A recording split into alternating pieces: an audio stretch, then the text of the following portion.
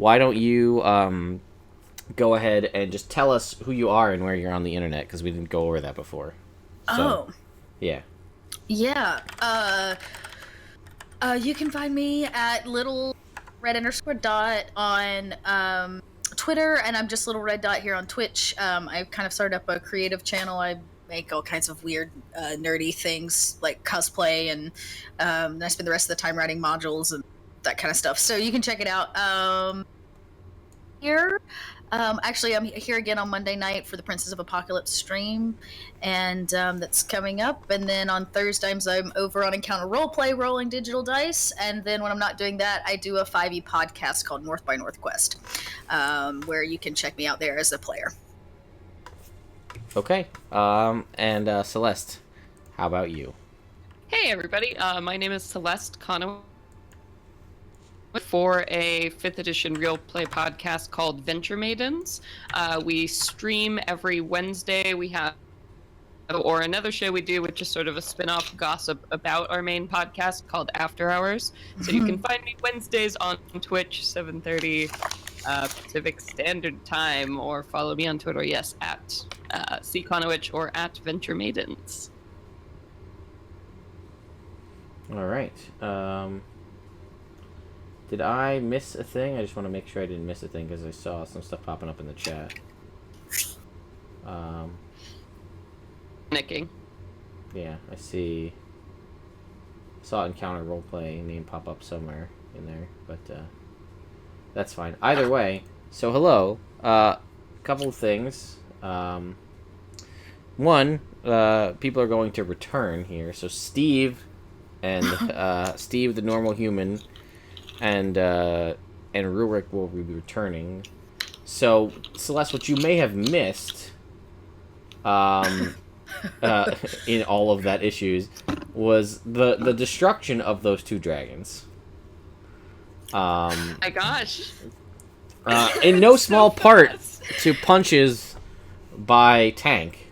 This is true. Okay, wonderful. I kept with the theme. I'm glad he played a role. Yes. I basically also, whatever your hit points are in Roll20, at the moment, I'll just let you know your hit points are currently at 100 out of 147 from damage you took. But you did do a large amount of damage to these dragons, and nobody died. And that is you did miss the cool dragon teleporting via shadow and appearing in the shadow of one of the PCs to attack them. That was a cool thing that they did. What? Shadow dragons? Dang! Yeah, this is and they technically were not dragons, as they don't have 4 legs. They have like claw fingers on their wings. Oh, like a bat. Sort of, yeah. So like more, worms? More wyvern-esque. You know, so they don't have front. That makes sense. So, like, if you want to think Game of Thrones dragons, right? Which are not dragons, they're wyverns, but you get the point. No. But they pop up as dragons for a primeval awareness spell or ability, because it just locates things of the dragon type. Right. Well, I was gonna say fighting a dragon in only an hour. Fighting 2. Extra impossible. So there was this elder shadow, basically wyvern / drake, which you missed. Also, the cool it exhales a ball of black liquid that detonates and explodes in an icy area. And then there was one literally made of rust, but it didn't ever get to do anything cool because it just missed every time. Which I was super excited because it kept trying to bite Tank with its rust. And inflict Rust Drake Lockjaw upon Tank, which wouldn't even work because Tank has immune to disease as a Warforged, but I don't care. I was still trying to do it. For flavor. Which actually would have caused extreme pain and muscle spasms, specifically the jaw, where eventually you lose dexterity points and become paralyzed, and basically get permanent Lockjaw, essentially. Oh, man. But nobody got hit with it. No, it didn't hit anybody. No one. It missed everyone. It also had the ability to vomit up rusted scrap metal to make like a breath weapon, Oh, but it didn't. that's Oh, nice. wow. It didn't get to do that either. So Pleasant little one. yes, that happened. So great. You guys are there. At which point, Morthos just flew away. Like he just like peaced out. Oh, you also, Celeste. You also missed, Celeste, that the dragons missed everything because Princess Penelope tore open the top of her gown, revealing her milky white flesh, and blinded them with her radiant skin. Permanently.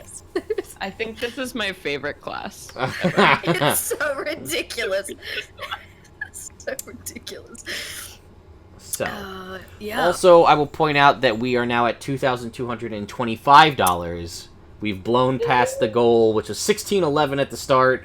Then we raised it to $2,000. Then we raised it to $2,222, and now I just put it at $2,500 because that's insane, and I highly doubt we'll hit it. But it's there. It's amazing. So I think I had my hoodie ready for when we fought dragons, but I know I was all excited to see it. We can... Oh! That is the cutest. So I was ready, but my computer. Whatever. That's amazing. Yeah. So we will. So that is So that happens, and then you hear Donnie just muttering about how things aren't safe, and then he sits into his saddle inside his armadillo, and it just rolls away. And you two are left slightly more beaten, confused, alone, about a half a day's walk/ride to Short Saddle, the place you've been trying to go the entire time. She's naive. What can I say? Well, we found adventure. What direction now? Tank? I think we should resume our normal course to the town. This detour was quite silly. Agreed! Princess, those guys, not worth your time. Well, they sure do know how to fight. I hope more soldiers along the way who can fight. Alright, so you guys continue your back and forth as you do, as you head towards the town of Short Saddle, where it takes you a couple hours, where as you approach, you see a dwarf, arm crossed, just tapping his foot in impatience, waiting out front of the city gates.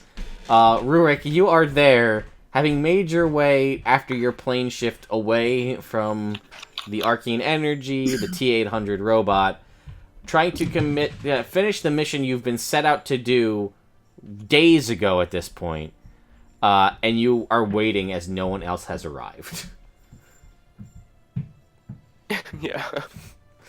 So, I shifted to the astral plane to get some time off. Which Then is I came funny, back. because two of our party Yeah, I members know. But made he their probably, way there like, by accident. If he saw them, he probably tried to avoid them. Alright, Time off. got it. Actually, did he even know them? Oh well, he knew Scarlet. Yeah, and you did know... Oh, no, you didn't know Donnie. You never met Donnie. Yes, so you knew Scarlet. Oh, man. Donnie never got to use his elixir of Gate O-Raid. He never got to use it. That he found. We'll never get to know what it did. We had many, many weird... they're not done, because they're too stupid to not allow to happen. So as this is happening, for some strange reason, you guys see descending from above what can only be described as a gargoyle, made of stone, carrying a bookshelf, wearing a mustache. And it lands down next to you as well. Thank you, Laura, for bringing back the mustache from earlier. I contemplated making a new one because apparently I have like a Fu Manchu now. but Yes, I was made like, of too much effort. Scarlet's hair. Yes.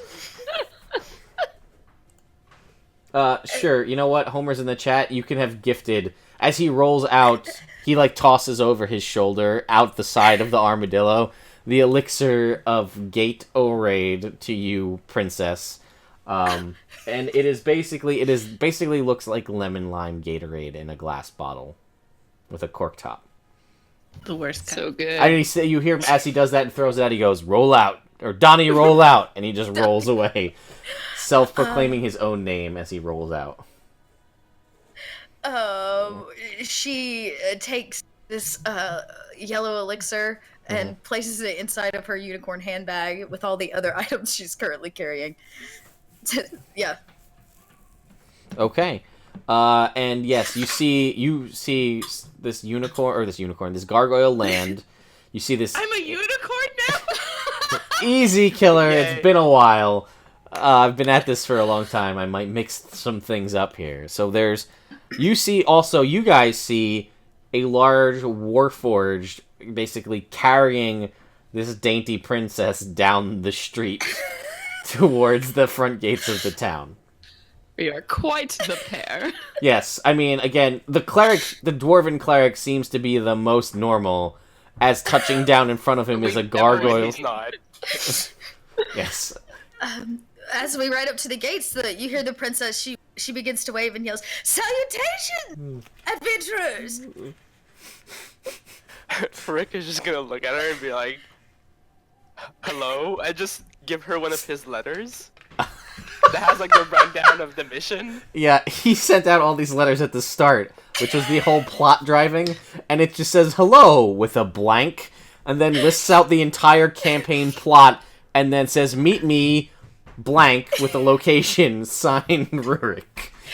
That would have been super helpful 3 hours ago. Yeah, Right, it would have been, but these guys didn't have them. Or actually, Benzyme had one the whole time. But Morthos just didn't give you that. He just flew off. I see. Well, the princess says, well, at least we've arrived on time and in the right location. We are here for adventure, good sir. Do you have any, or know where we can find some? Please state your serial number.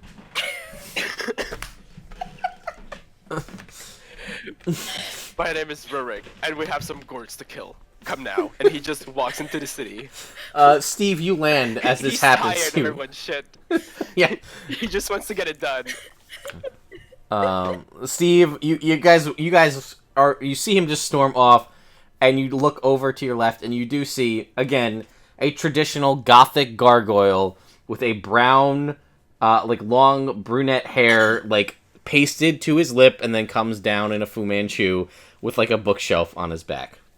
Did I see the bookshelf also has a mustache? Yes.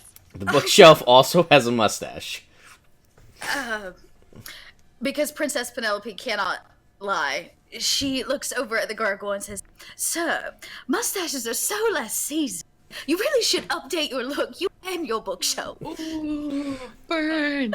I mean, well, can I have some more hair then? Oh, of course! And the princess proceeds to slice off another chunk of golden locks, which automatically start to grow back, and she hands it to you. And it's golden hair with gold. It is flakes worth. in It has 500 gold pieces worth of value. This golden hair. I paste it to my face. Of course, you do. Like you would. Yes, Yeah. as a normal human would. No more human. Is that better? And the princess goes, "Oh, goodness, blonde is surely your color. And come now, we must find adventure." I am all in for this adventure. New friends?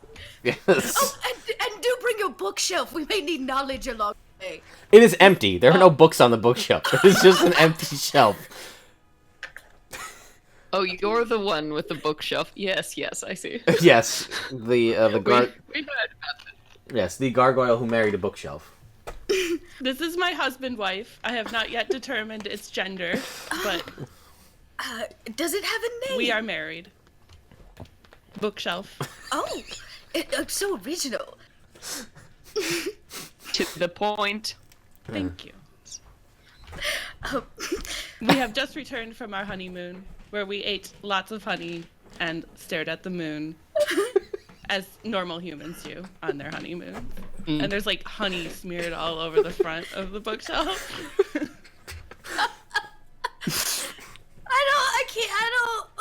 I know. Celeste wants to say so many things, but Tank would be like, yeah, cool, great, let's go. He's done.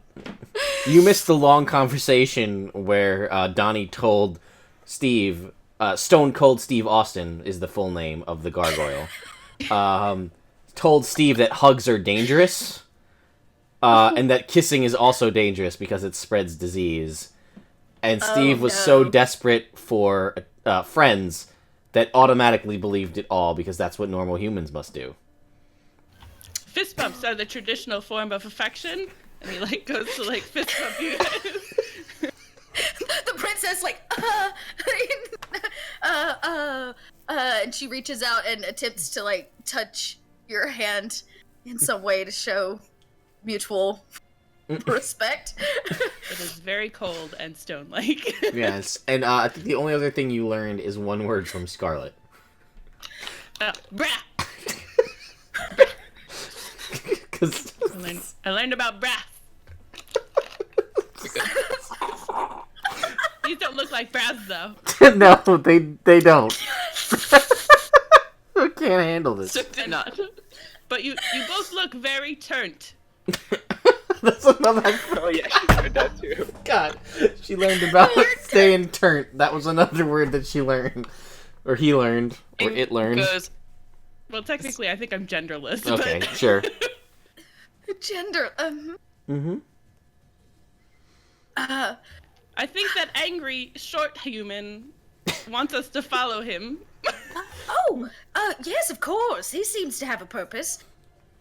The only one so far. Any. Also, just curious, what does Tank actually look like? Because I wasn't here for so- the... like a large plate mail suit of armor, basically, that's moving around. I'm technically a warforged, but my plate is inscribed with a bunch of graffiti that's been carved into it. So, like little initials and phrases people have carved in. And the biggest one is it says "Ready to Die" across my shoulder blades on the back. And I just walk around with my little LED lights. Yes, and colors. Tank Based on my mood. thinks that Tank is a tank and makes Yes. like backup noises and stuff with its Literally mouth. a tank. Yeah. If I am very large, I'm getting into buildings. I'm very insecure about my size. Yeah, Okay, good to know. you're welcome to sit in my cockpit. I am married, sir. Actually, have Hank does not understand why people keep laughing when he says that. I thought that cockpit was reserved for me. Take. There is room for two. So, of course, you have top priority. Oh, good. So to the short, angry, gentleman. Yes. Yes. Yes. I sincerely Not hope for that me. the goatee and the mustache stay for the stream. I hope they make it all the way through. Well, it's in character if they fall off, so treat that as... That's true. All right. So, Man, I wish I could grow one of these. They look pretty dapper. Yeah, you are. Seriously, Very Rocky. becoming. yes, indeed. So you guys, as you have this conversation, you look in and you see that Rurik has stopped and is stamping his foot again in impatience as he said, "Let's go," and then you guys continue to have like a 10-minute conversation while he just waits there for everybody to follow him in. Par for the course for him at this point. By the way, we'll Ted, follow. didn't we get a donation from before? Yes, you got a donation, Steve. You returned from your honeymoon. Steve the Gargoyle has a wish as a honeymoon gift. So someone donated to give you a wish. Oh, damn. So you have a wish spell. at Oh your... gosh, please don't wish to be a real human, I please. was gonna say, No, I will. Steve will wish that his betrothed, that he doesn't have to carry his betrothed across thresholds anymore. That's right, because that's all you know about marriage, is you have to carry the significant other across a threshold, which you didn't know what that was. What's a threshold? Right, so I've just been carrying him everywhere. Everywhere. And Steve is tired. Okay, oh man. so what is the wish exactly? I wish that Bookshelf could move on his own. That's a dangerous wish. This is such a good wish. It's a great... I love it. It's a very Steve wish. It is a very Steve wish. So for Not all well-worded intents... and without understanding. Yes, so for all intents and purposes, to the bottom of Bookshelf is basically the D&D magical, unending, unbreakable equivalent of a Roomba. So Steve just moves off in directions. And, like, has edge detection, will bump into walls and redirect, but moves on its own. Or Bookshelf, rather, moves on its own. Gorgeous, my dear. You are lovely. And, like, I it's will just, like, very still carry jaggedly, you like... sometimes, and I like chase after it and like hurt it. Yeah. And, like, you see it, like, bumps into a wall, and it backs out, and, like, moves, and then, like, it comes back towards you, bumps into you, and starts moving away. But yeah. Bookshelf now moves on its own. Perfect. The inefficiency of this makes Tank furious. Anything. Ted, I'm gonna ask you, what does Rurik know about Short Saddle? Well, apart from what happened 5 years ago. Like, does he Okay. know new info of where to look? Or stuff like that? I'm gonna say probably, because it's been days, which I assume you would have gone back to Long Saddle to investigate. And in your time there, you would have... Yeah, well, I probably investigated when I plane shifted back, since I was Yeah. just in front of the mansion. Yeah, so you could have gone through the mansion, you could have found the dead wizard on the ground in the Frankenstein fly-like laboratory, everything destroyed, the exploded bookshelf, the exploded armchair, I'm surprised they haven't exploded more things by now, actually. As you Puddles say of that, water, the lava. as you say, I'm surprised I haven't exploded more things. You guys are all walking in and you watch as a nearby street sign just explodes in a fiery explosion. How close are we? Not enough to take... You don't take any damage, but it just, like, seemingly spontaneously explodes out of nowhere. Things have been doing that lately. I'm not sure. I think it's something in the atmosphere. Yeah, the princess lets out a scream. Okay. Because, you know, why wouldn't she? And, Yeah. and then ask, so is that normal? Does that usually happen? Normal enough for humans, I suppose. So she believes you because she has no knowledge of human culture or life. Oh my god, we're both so naive. So Everybody but Rurik is naive in a sense, in one way or another. So he finally gets his mission, but I'm the he's... sane one here. Oh, Towards the explosion. yeah. Tank walks towards it? Runs towards it. Oh, runs. Okay, you run towards the explosion. There is no remaining fire, but basically there's splinters of wood from where this signpost just erupted in a... Like, the explosion, there is smoke and fire, but it's all momentary, and it goes out, and there's but, like, a broken pole where the signpost used to be. Are there people in the streets at all? At the moment, it's like this will start to draw people out of houses, but at the moment, like, you start hearing like a fuss because it was a loud bang, and you see that a couple people do kind of like peek their heads out of nearby houses to see what the ruckus was. Oh, so there's people in this town now? I mean, no one's ever been here yet, so no one knows. Oh, I thought I'm going to start yelling, Citizens, if you need assistance, please report to the main street. Citizens, if you need assistance, please report to me. You Yeah, remind me of my friend Johnny. He was all about safety. Tank, you know of a Donnie, whether it's the same Donnie or not, but the safety thing seems to key you both off, that it could possibly be the same. Logically, I have met one with the name serial number Donnie. Oh, you have? Do you know where he is? He is my friend. Oh, he rolled away. I looked to the princess for the social cue. I'm like, I don't. So while this conversation's happening and people are coming out, Yes. she's just waving while this conversation's happening and smiling, and she says, "Oh yes, he rolled away. He had other things to do. He gave us a yellow liquid on his way out." Oh. The wording of these are great. I can't. It was not human urine. If that is what you were wondering. She goes, I didn't even check, and opens up her bag and pulls it out. And goes, "Would you like a taste?" Me? Yes.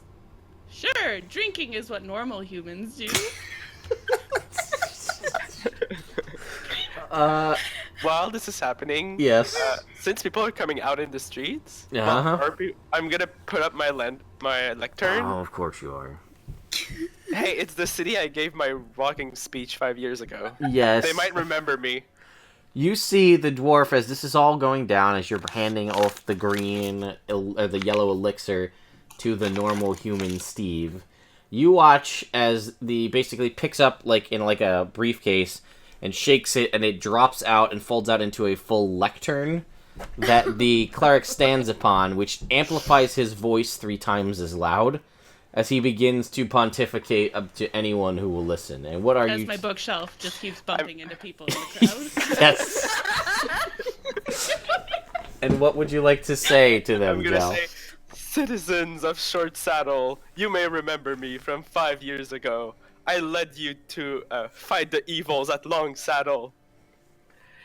But the Gourd Menace is back in your town this time. Oh, If anyone has any information, please come forward. as this Wow. happens, you watch as the bookshelf bumps and starts moving towards you, Steve. And it moves towards you in a fist bump like motion. As best you can tell, Steve, as you put your hand as it moves towards you. I think that might need an insight check to tell if that's what. You what could that definitely. motion was doing. Yeah, I'd love to read bookshelf body language. Sure, Steve. Yeah. Make an insight check. This is your betrothed. I'm gonna give you Oh. advantage because Because you know bookshelf better than anyone. you do. You know. It seems as if it's heading towards you. Do you fist bump bookshelf? Yes, because it is showing affection towards me. All right. So I will as you fist bump do, him. as if granted by a wish, by somebody, bookshelf transforms into a totally normal human, like his love, Steve.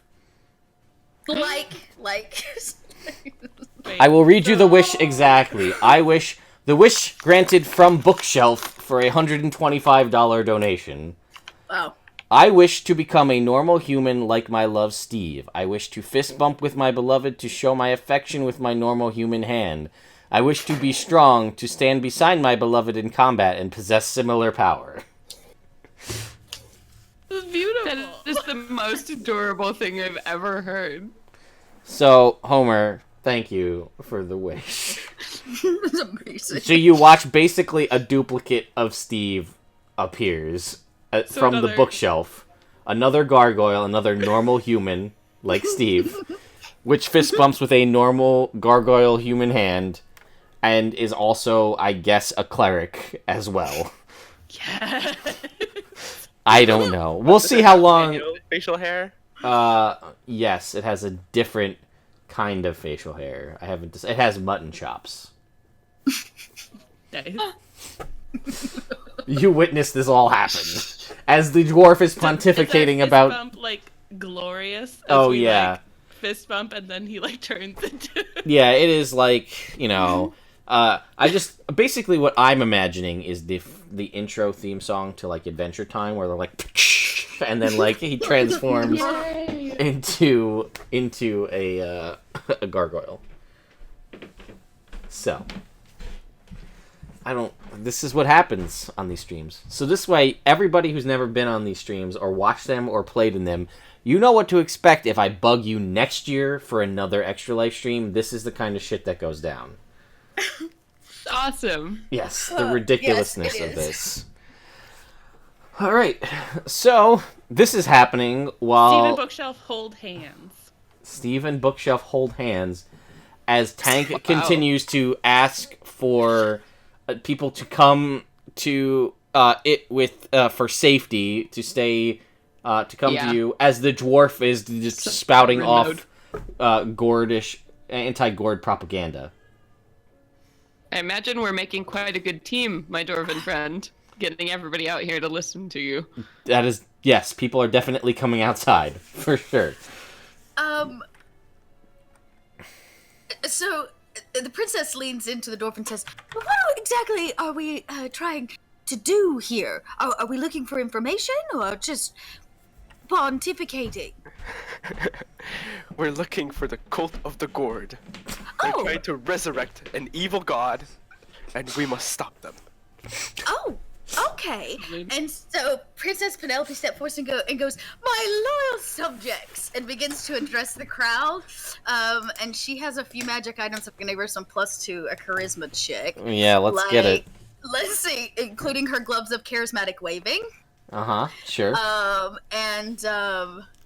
Before she does it, she's gonna put on a little bit of her charisma rouge. Yep. To just put that out there, so she'll just basically get a +2 to whatever roll she makes. All right, let's see this. I guess persuasion roll. Okay. And then +2, so she gets a 19. Like these people have never seen you before, but they're like, picking up what she's putting down. Like, Okay, cool. My loyal subjects, please step forward. We have questions to ask you. Just normal questions regarding what is it called again? She asked the dwarf. The Gordrick cult. The Gordrick cult. Yes, the cult. If you have information, step up and talk to the princess. The funny part about this is some of you are not human, really. Some of you are so naive because you've lived in the tower, and the other one is a conspiracy theorist, so it doesn't trigger in any of your brains that out loud asking about a cult will probably not generate any answers, but it doesn't come off as a strange thing for anybody in the group. You know, like people as a cult typically don't identify as being in a cult because it's a cult. Sure. And you're just like, who's in the cult? And then, like, Raise your hands. nobody raises their hands. The most... Come now. Somebody out there knows about the cult. And she's just trying to coax people to tell her what she wants to know. I was just hoping that one person would be like, God. "I'm in the cult." Go ahead and make a perception check, princess. Oh, okay. A 16. Okay, double 16s. I like it. Yeah, I'll say you do notice that, like, in the back, there is, like, a teenager, like, pockmarked face who's just kind of, like, it's not even, like, raised up, it's just sort of, like, hopes nobody can seize, and it's just kind of, like, like, almost covered up by, like, the robes that they're wearing, like, just trying to be, like, and, like, puts it down real quick. Like, almost, you just happen to be looking at the time that he's doing it. Right. So she walks through the crowd, still waving, all the way up to this teenager. Yes. It says, "I saw that. Is there something you'd like to tell the princess?" And he's like, all, like horror stricken as you call him out in public in like a town meeting, and he's just like, And he's just gonna run up to the princess and just stand behind her. so yes, okay, I'm gonna paint the scene here, right? So there is the like constant like megaphone droning of this. Please report to me for safety. Please report to me for safety. And then there are just the two gargoyles holding hands, not saying anything. That just like appeared like that's, and it's funny because like that's maybe not the weirdest thing that's happening right now. And people are starting to like totally normal. yes, like normal. Oh, and I should point out that the mutton chops are not like hair grown; they're like hair plastered and glued to the side of the face. So this gargoyle doesn't have hair follicles because I saw somebody in the chat ask about that.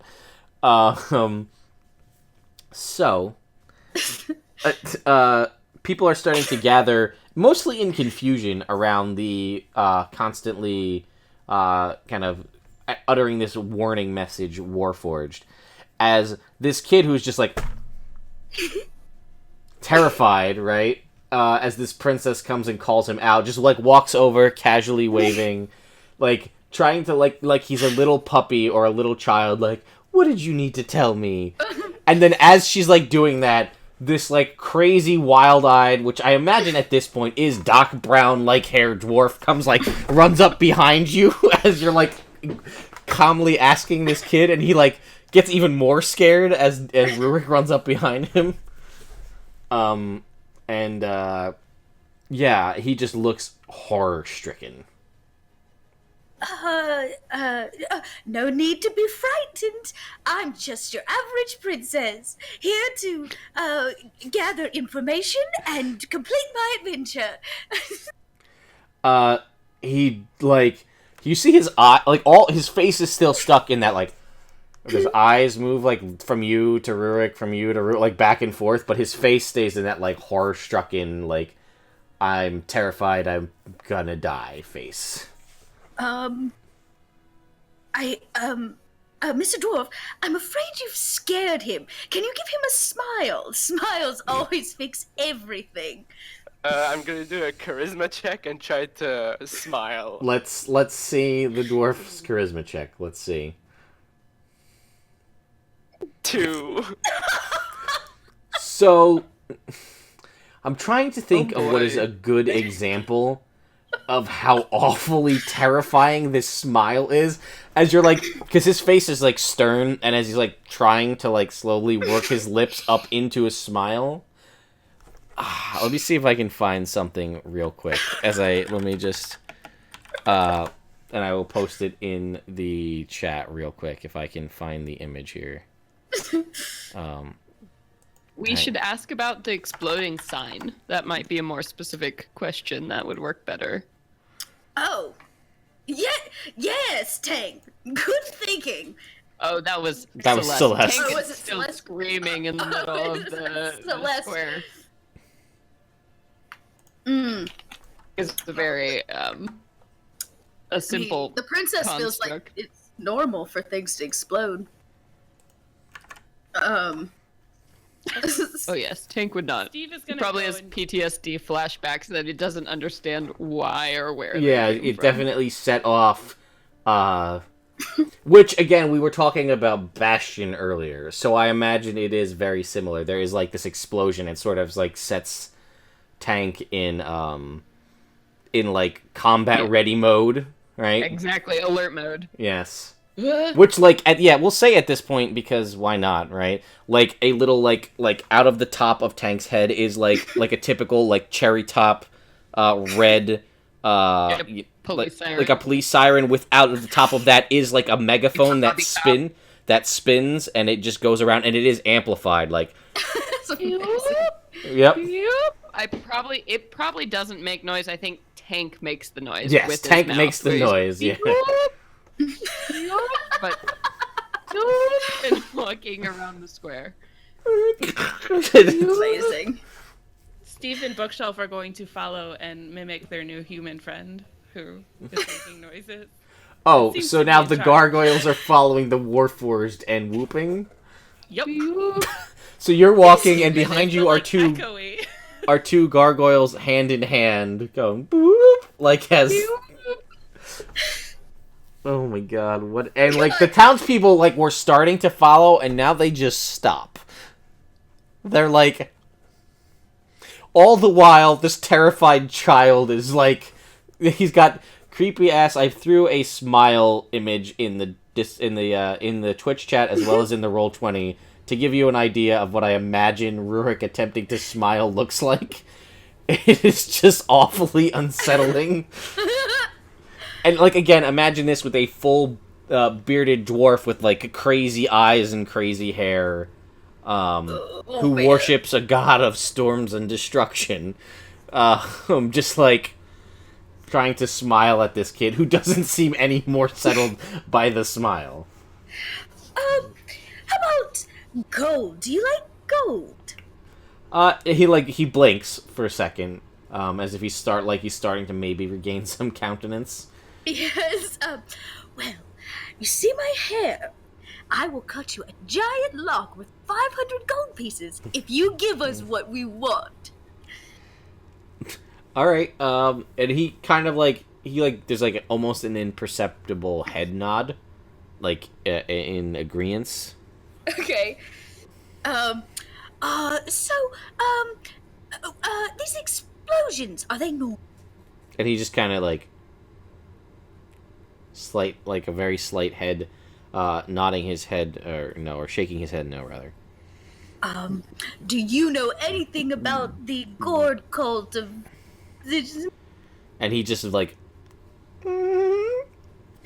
Would you like to show us where they are? He goes... Okay. No hair. No hair. If no gold. No hair if no cult. If no cult. We might need to add that as a quote. No hair if no cult. We've had some real winners so far this stream. Yeah, that's gonna be Penelope. Like a weeping angel trying to smile. Yes, I saw that in chat. I also do like that if Laura were to dye her hair white, she'd have an epic Colonel Sanders cosplay going right now. Oh. This is great. I went from the Pringles can to Colonel. Ooh, if it was black, I think I would get Pringles can. Well, I tried to color it in. I don't know if you can tell. I can see that there's definitely some shading. You've got like a salt and pepper mustache going on right now. And he kind of will like shakily, as you say, no hair if no cult. And he like points his finger like away towards like a building. Oh, that one there. And he goes, Wonderful. She like lops off what's left of like her hair that she's been growing over the last month and hands it to him and says, "Very, very good," and pats him on the head and goes, and walks back over to Tank, who I'm guessing is still yelling. Yeah. As she does that, Rurik is gonna like slap her on the shoulder and be like, "Good job," and starts strolling towards the building. You slap the princess on the shoulder? Yeah. She probably lets out a squeak of like release of air. Yes. She doesn't know how to react to something like that. Princess Human, I think we are parading in celebration. Oh, a celebration! Tank, what are we celebrating? We are not celebrating. This was the alert. What is our next order? We have found the cult, or at least what we believe to be their headquarters. Out loud in front of the whole town. But yes, I just again painting the scene here. Yes, in front of the whole town. Point the way. And she does. She points to the same building and says, "Shall we tally forth?" If you want, I will pick you up and put you on my back and start Oh. running in that direction. Yes, sure. I'm She getting raised the used whole to this time. arrangement. Hmm. Yeah. Yeah, she raised the whole. somewhere you feel Donnie you hear Donnie saying, "This isn't safe." You pick up the princess. Perfectly safe. And you run off in the direction of the cult headquarters, presumably. The town is just at a loss for what the fuck just happened. And as Steven Bookshelf, normal human fly after. hand in hand, fly, betrothed. Yeah, just think for the rest of the stream that they're hand in hand. That's canon now. Gotcha. Seems reasonable. I know that he said he wants them to have the exact same combat utility as Steve, but I may disagree with that because that is literally two 15th level clerics. There hasn't been even close to a death saving throw yet. If we put two 17 or 15th level clerics in here, ain't nobody dying. The closest we came was a bunch of spiders, so you know. Right. Random encounter spiders. Random encounter spiders. But spiders are so small. These weren't. Well, technically at this point, Homer, it's a 15. But anyway, we're keeping on. So you make your way towards the building, where you assume that the cult is. You all arrive there. Yep. Rurik is gonna knock on the door, but with his warhammer. So it makes a loud noise, but he's not gonna break down the door Okay. yet. You knock on the door, and you hear from the inside, someone saying, well, that ain't the secret knock. Oh, that's okay. I'm the princess. And you hear like a conversation about like, you know nothing about no I don't know anything about real princess? And like you see like the slat open and there's like an eyes and they're like, what? Oh, and he shows his eyes. The princess looks dead into them. Oh, God. And does this is Shit. you made the mistake of looking her in the eyes and does eyes of the ocean. So as you look into her soft blue eyes, you get to make a wisdom saving throw or you're charmed. Jesus Christ. Celeste loves this so much. It's just like every specific scenario, there's like a weird princess. Oh, so So you had good. to. So if you meet, it does meet. It is a 17. That's my, Oh. yeah, charisma. So 17 is what you needed. Okay, so he doesn't seem enthralled by your oceanic eyes. Yes, but he's not heard me speak yet. Please, sir, we're strictly here on official cult business. Can you Right, lie? gang?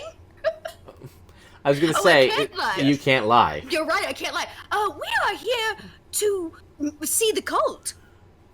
That is not a lie. We are here to inspect your cult. This For is safety. true. For Wait, safety. for safety purposes of this town, we need to inspect your cult. None of that is a lie. Surprisingly. Nope. Apparently you hear a baby crying somewhere else in the town. Apparently, as, everybody was all brought out into the street for apparently nothing. So... In a major emergency. a major emergency, indeed. He kind of, like, looks... Like, you see him, like, look away, like, at somebody else in the room. And he's like, man, I don't know, man. It looks like a princess. I mean, I ain't never seen one, but, like, it looks what I think a princess would look like. And you hear, like, across the back of the head, you see the eyes duck down. And he's like, man, what the fuck you do that for, man? Like, look! And he, like, points, and, like, you see another set of eyes look out at you, princess. I don't know if that matters now for your... I mean, I can try it again. It's Every up time to you look at It's up to you. This is a different set of eyes. different set of eyes. Oh yeah, she's gonna try again to charm the pants off. Princess, if it is of import to you, I believe these men may be below your rank, and thus I am authorized to enter this property by means of force. Oh, Go ahead. carry on then. And You she see steps the guy, back like, from the look, door. and he's, like, entranced by the princess's eyes for a second as he's like, huh, what? boom, and the door just gets blown inward. I just want to, kick the fucking door open. I'm not and even gonna just make topple you- whoever is there and just go inside. I'm not even gonna make you Tired. roll. You just Yeah. blast the door off the hinges, and like there's somebody underneath the door, like on the ground. Like so, like it's basically like a ramp. You door. can walk over this guy. Yes. And then there's another guy like off to the right side when you walk in, and he's like, "Shit." I mean, and he doesn't know what to do as this giant like robot just walks in, and he's like, and he like I would drops. like to grapple him and hold him up to the princess's face so she can talk to him. And he's like, and you just like grab him by like the back, like the top of the head, and just like pick him up in front of the princess. And you're just holding him by the, you like basically have palmed his head and are holding him up to the princess's eye level. Basketball. Yep. Hello. We have a few questions for you. Mr. Dwarf, would you like to ask this cult man some questions? Yeah, Rurik walks up to him and he's like, "Are you part of the cult of the gourd?" And he's like, he kind of like looks at you, and you see he's in like these black and white pinstriped robes that upon closer inspection is like a very fine brocade black fabric, and there are images of pumpkins in the brocade. And anyway, I should recognize them from when we got attacked. At the beginning. You do. This fabric actually exists. I will tell you that it's true. Minus the pinstripes. But it does exist. And he's like, "Oh shit, man, she's got me by the head, so I ain't gonna lie to you." Yep. Wonderful. Look, did we complete the adventure? We found the cult. No, now we need to destroy it. Oh. Okay. He's how like, do "Well, we go about doing that? I don't know about that. I mean, well, like not me though, right?" I cast banishment on him. Fuck. All right. Does he have to make a save? He's only gone for a minute. I will remind you that he I comes know, back. but it's gonna give us time to go deeper into the building. Well, I mean, if you And want he talked time, back to me. Tank can arrange for time. I can give you infinite time, so he will never bother you again. He has to succeed on a charisma saving throw. Well, you can tell that he's not exactly the most charismatic gentleman. And it's a DC 18. Yep. He's gone with his natural one. No.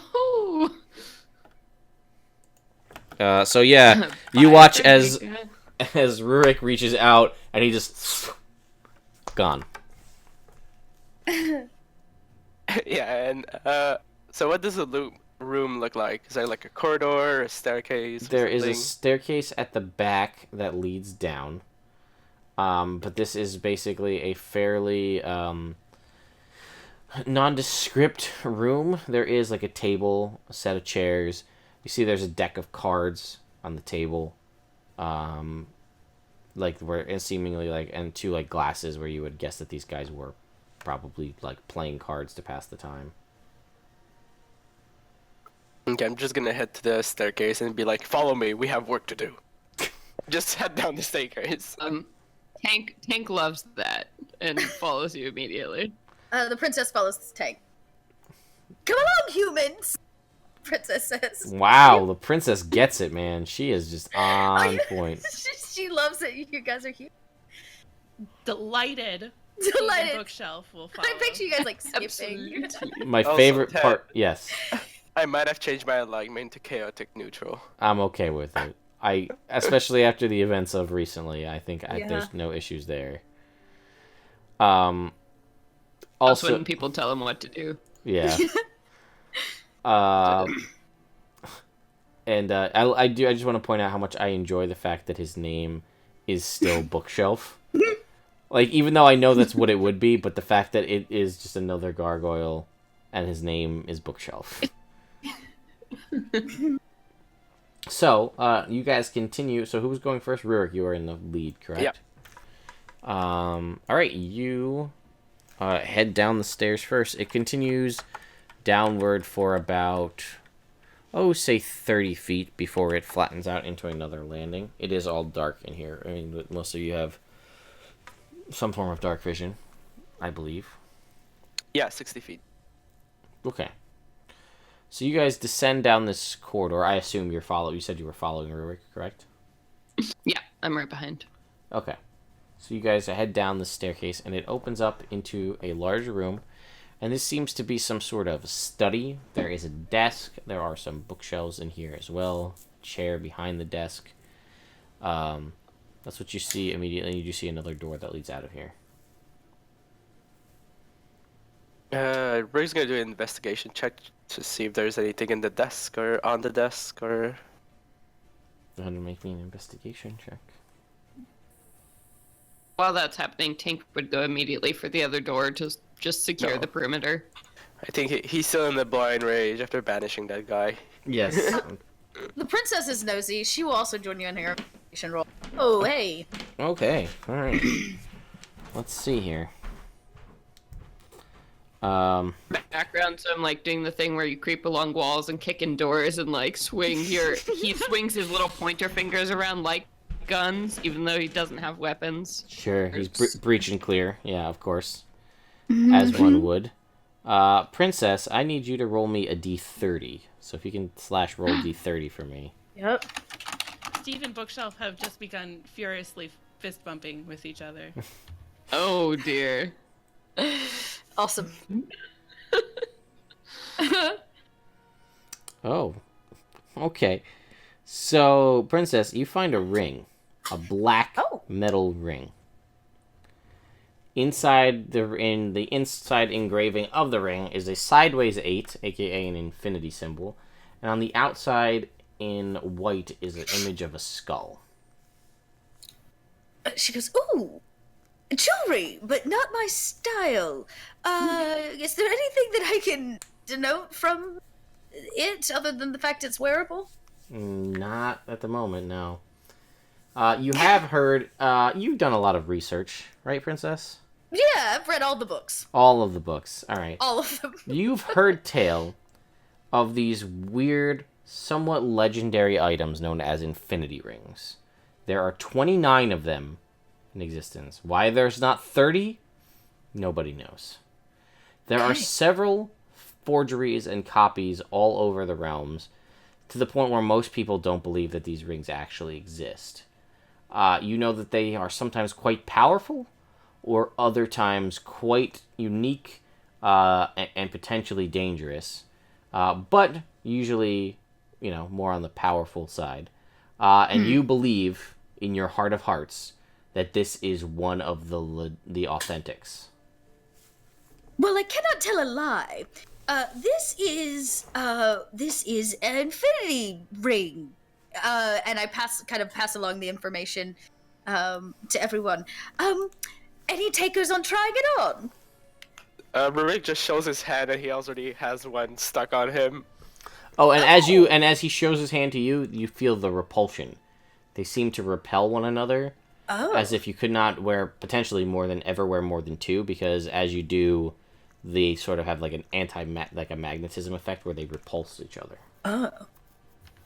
Well, I also show mine and be like, I have already acquired a significant other.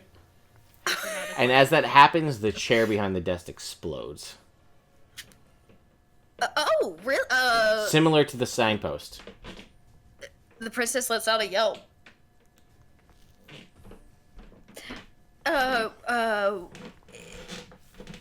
Is it a large explosion, or is it It's just kind of like a it's just enough to disintegrate the chair.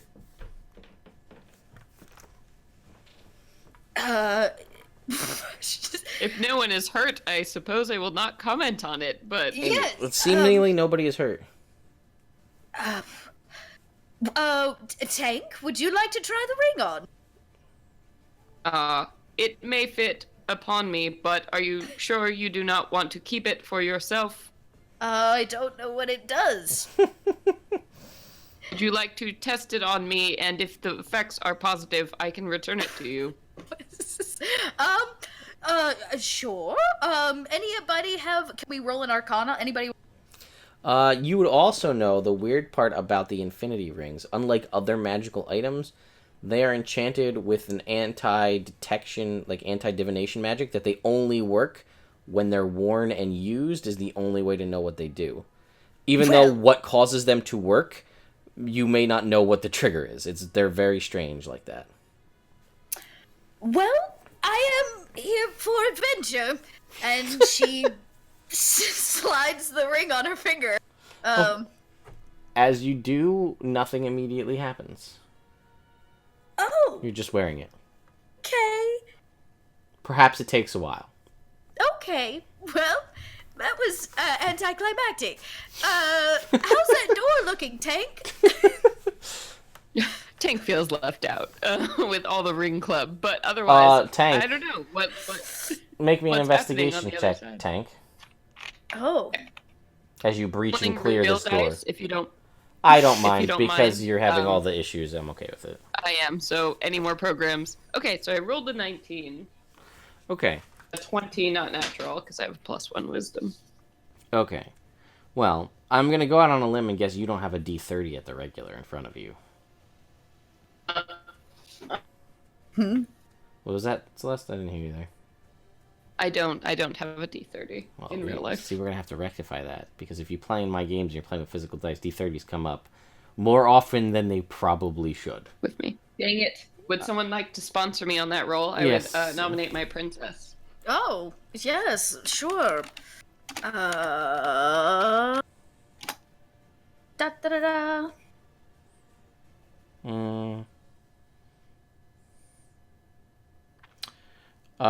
Okay. So, this is interesting. So, Tank, as you push open the door and survey the room, you also find a ring. Because it's getting to the end and Celeste doesn't have one, so let's give her one. Oh, that's really sweet. You find a ring, and you pick it up, and then you look at the inside. It is a brownish metal ring. The inside has this sideways 8, the infinity symbol, and the other side has like a squirrel on it. I love this. I would immediately give it to Princess Penelope. Okay. Oh, no! This is your ring! Your ring! Your goal. Wait, what? I'm sorry, you broke up. What'd you say? But I found it in pursuit of your goal. Oh, yes, but you're working in... Spoils of war. Oh. Yes, well, the princess is allowed to gift back anything she would like. So I take it out of your hand and I go, oh, this is now my ring. Oh, I'd like to gift it to you, and I gift it back to Tank. Okay. I don't think Tank has ever received a gift, to my recollection. Thank you. Oh, of course. She accepts. She'll perform a ceremony. His LED eyes go a misty shade of blue. Almost like he may be crying. Oh. Oh. Tank, do you don Okay. said ring? Was it a yes or no? Yes. Yes. Okay, you do that, and Only at the ring of squirrel. that's fine. Go ahead and roll me a D4. I got a 3.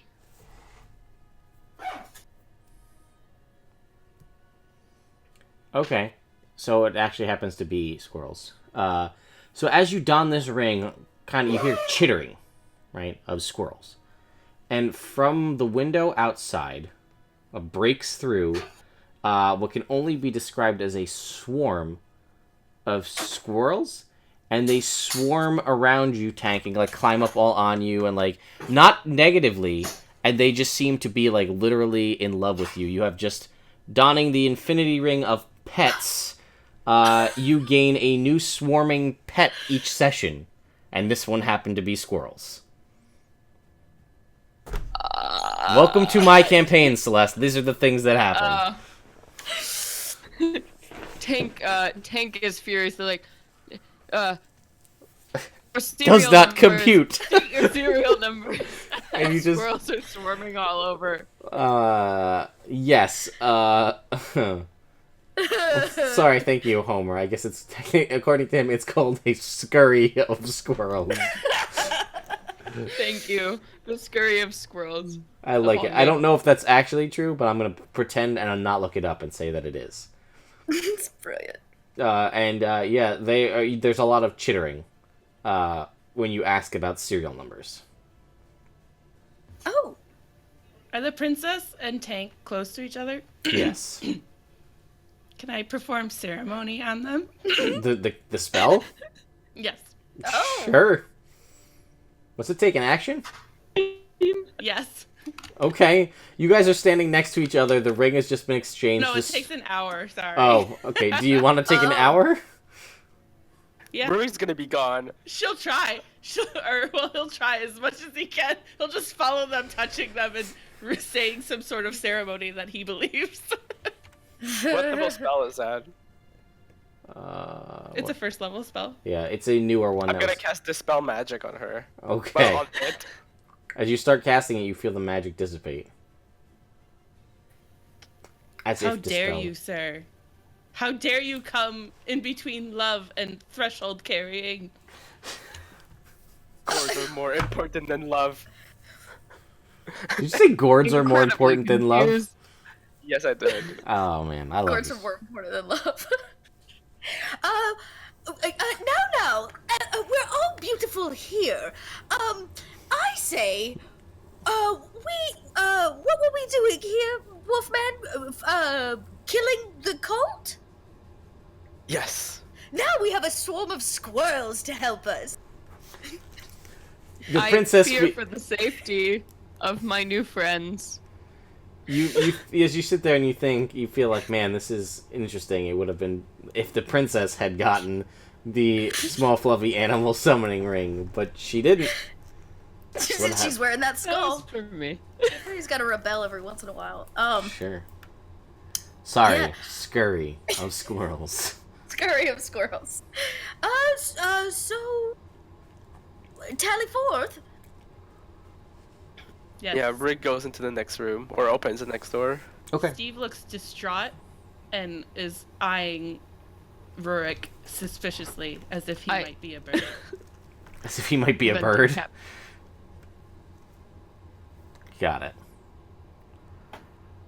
Alright, so we make our way into the next room that Rurik has entered into. And this room is some sort of, like a library with, like, just tomes and open books. And, you see, like, out on the tables there are, long, pieces of parchment with, like, rituals scrawled on them. This is useless, and I would like to stride over to the next door in the room. Alright, Tank does this. Rurik, what about you? And then also... He's gonna check the parchments on the table, just in case there's some more info about the cult. What you're able to gather from just looking at it is that it looks like, yeah, this is some sort of resurrection ritual, seemingly using part of the fallen Gordon, and it seems like it does require other gourds of some kind, which you get as you think back, perhaps these are the people that have been purchasing them via the black market. Okay, then I'm just gonna stroll to Tank next to the door. Okay. Cool. I follow. Sure. Steve and the bookshelf also following. All right. Plotting. Open up that door. All right. Pew pew. You just blast this door off the hinges. And in this room is several clear tanks filled with water. Clear what filled with There, water? what? Sorry, like vats or tanks Oh. that go from the floor to the ceiling. And Is there anything in the tanks? oh yes.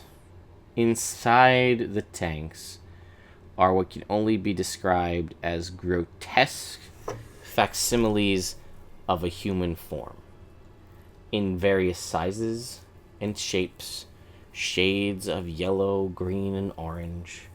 Some with weird, it basically, like, one is like a shriveled up little, like, orange baby with, like, pumpkin, like, jack-o'-lantern eyes and a jack-o'-lantern mouth, and as you're looking through, like, some of them have, like, a weird second head that looks like a pumpkin, one of them just has a pumpkin for a head, and, like, vines for arms, and it is disgusting, and each one is labeled with a different number, increasing in sequential order. Is there anyone in the room? There is not. Okay, Rorik's gonna run to one of the vats Mm-hmm. and, like, frantically point to it and look to the princess and be like, look, I was right. She kind of glides over and says, they are ugly little beings. What are they? They're abominations. It's not Can we- unreasonable. So there's no way, I'm guessing there's not really a way to identify. They don't.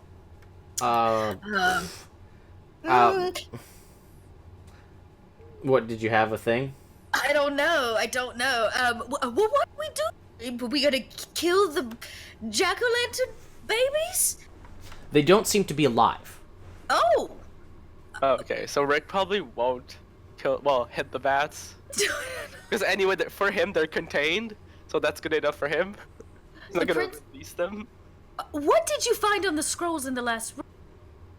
They're trying to resurrect our god, Gordon.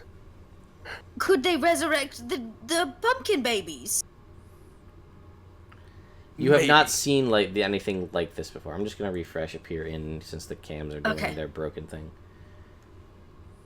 So anyway, you can keep talking because the chat can still hear us. Yeah, so, are they a pumpkin army? Do they have a reason for a pumpkin baby army? Maybe they're growing them to take over the world. I don't know.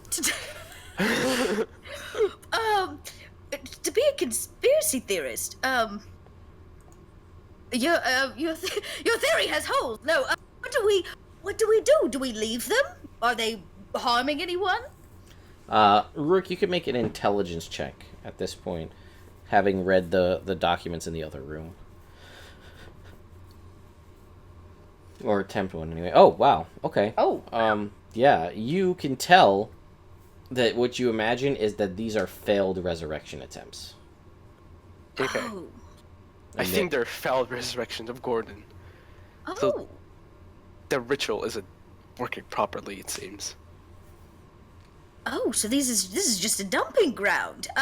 Disgusting. The candor at which she says, "Oh, just a dumping ground. Disgusting." Just, so forward? Does that mean that we're going to run into pumpkins? Pumpkins. Or That's what children. we're here for. Okay. Sure, venture forth. That's what I'm here for. Bring on the pumpkin children. I really wish Celeste was here. There was a great option to say venture away for a second there, and she unfortunately had to step out. Okay. You back? Oh, there she is. Brand. Perfect timing. I know, you came back right as, it's too funny because, Princess Penelope was just talking about, venturing forth. And I said, My bladder. Damn it. Venture away. Hashtag venture away. There you Hashtag go. venture away. I'm switching people Yeah, because the thing is, the chat is all... Rurik is gonna walk up to the next door, but like side-eye the failed resurrection, just so, like, he's suspicious that they could still move, even though he knows they won't. Mm-hmm. If you feel you should have someone guarding your front, I think I am more capable than you, tiny person. I don't know if you're my friend, I fear my back that they'll come after us. All right. All right. To Is not there- letting me lead, but that is acceptable. There's one other door to exit this room? What you see, yes. Okay, Rurik's gonna open it. Okay. You open the door, and there's a staircase that goes down into darkness. So I don't know why I lost Celeste's video. I have no idea. Just my video that's gone. Let's go back down. Yeah. Did you guys, can you see her fine? No, I Just connecting. Yeah, I can't see any of you, but I can hear you. So Okay, well, we can keep Oh, going okay, with well, that. that's important. Maybe it'll connect at some point, which is why we're using just one different Yes, video, different yes. audio. So tolerating. I had to pull out a computer that's about 15 years old to run since the Oh other my one got shut gosh. down. It got shut down because of this deep freeze thing. So yeah, thank you for tolerating this. of course. Yes, of course. So you guys continue down the stairs as it gets darker, and there is orange light coming from about 200 feet down the hallway, and you hear what sounds like potential chanting. Oh, a song! Rurik's gonna quicken the pace a bit. I love a good song. What are they singing about? Can we understand them? It sounds like, I guess the best way I can describe it is Gregorian chant. Like, Nice.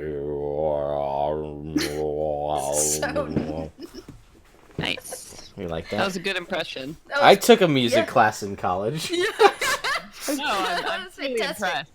impressed. Thank you. That is my education at work, the one music gen ed class I had to take. Apparently I took something from it.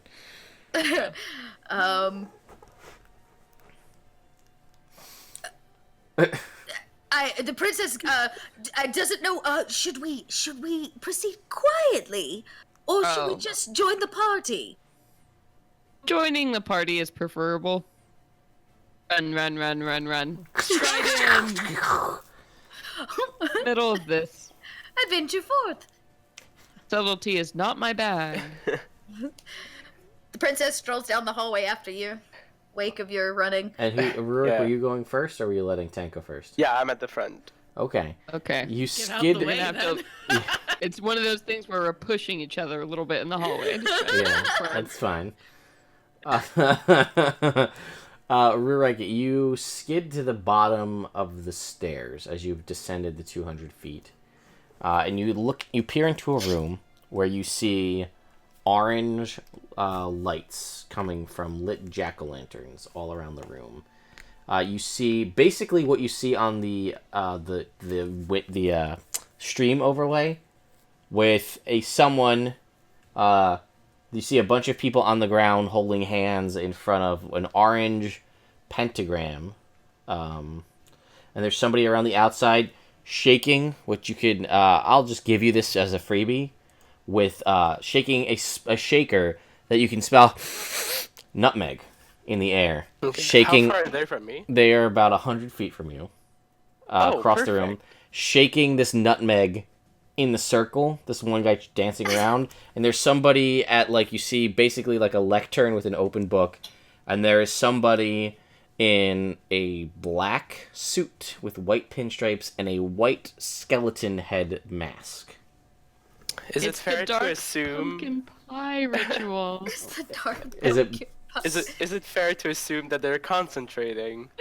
It is fair to assume that there is a degree of concentration, yes. Okay, since they're 100 feet away from me, I'm gonna cast Earthquake on them. Okay. Now let me look at the spell Earthquake, because I've used it once or Oh, twice shit. before.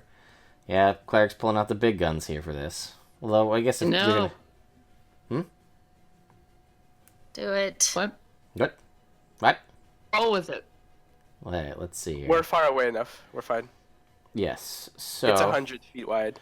Okay, so you're attacking... Because you can't... It doesn't seem you can actually attack creatures directly. So you can open fissures in the floor. Yeah, I'm gonna open it like in the middle of the pentagram. Because I Okay. can use it up to 500 feet away. Alright, so roll me a d6. I think they have to do a... Oh yeah, roll me a Con d6 save. first. This is how many fissures you can open. Oh, okay.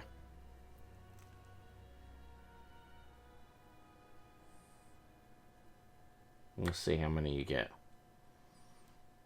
4. So you can open up 4 fissures. Each fissure is a D10 times 10 feet deep, 10 feet wide, and extends from one edge of the spell's area to the opposite side. Creature standing on the spot when a fissure opens must make a dexterity saving throw or fall in. A creature that successfully saves moves with the fissure edge as it opens. A fissure that opens beneath a structure causes it to open automatically. So you have 4 of these fissures. How are you orienting them? Hashtag. Yeah, might as well. Yes. Yeah, Yes. they first You're has to good. make a con saving throw to see if they keep concentration. Yes, they will have to do that. So, basically, you feel like this is the counter to this pumpkin spice-based ritual. You're going to use not only magical powers, but magical irony in how basic this ritual is. You're going to throw a hashtag in the middle of this ritual. Yes. Yes. I feel like I broke Celeste. I don't know. I'm dying. I know you can't see me, but I know. I wish I could. It's all right though. So they've. I'm crying. It's fine. Oh God.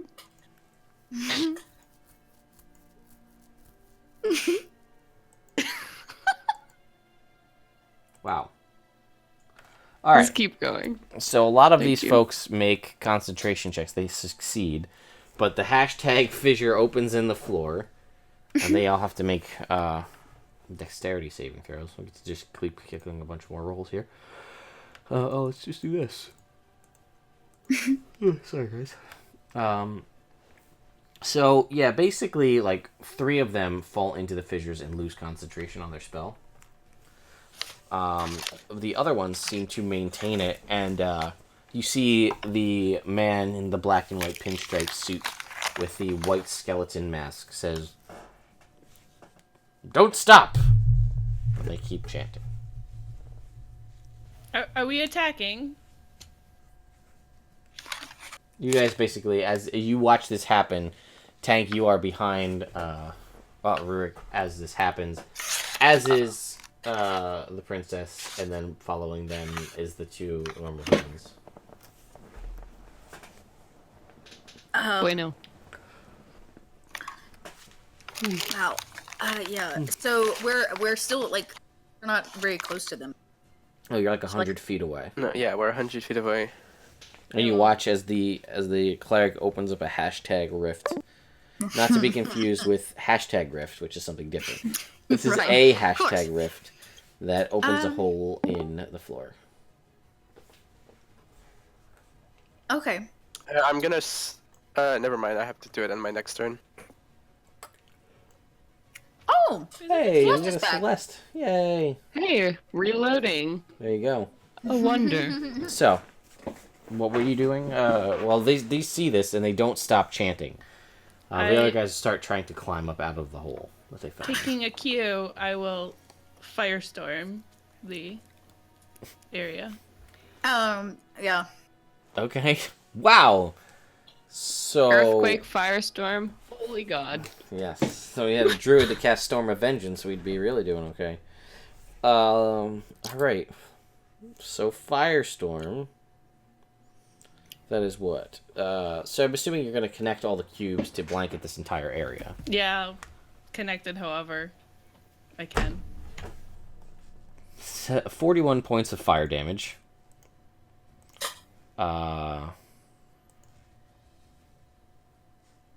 What's your DC? It's up at the side, 18. Oh, 18. I'm stupid. I'm looking right at it. So what, dex save? Yep. Fuck. None of them pass. All of None the shall pass. all of the None. all of the basic cultists are incinerated in what smells like not flesh burning, but smells like nutmeg and cinnamon. And I shall shout out, "This party is lit! Stay tuned, bro! So good. Yes. And there is the one cultist, and he seems like aghast, but you can't actually see a facial expression because he's got this white skeleton mask. Pumpkin? Yeah, he's got a white skeleton mask. He basically looks like Jack Skellington. Yeah, I got that. Yes. Good skeleton, man. Would you like to explain yourself? And he's just like looking at his followers that have been incinerated in a firestorm, and he's just like seemingly at a loss for words. I would like to run in and grapple him. Sure. Bound over the pub or the hashtag, and he's in shock. You can grapple him easily. Since I see her running in, I'm gonna stop my concentration. Otherwise, she would have to do a deck save. To fall in the rift. Yeah. All right. You stop that. Tank cares not, could handle it, but appreciates the gesture.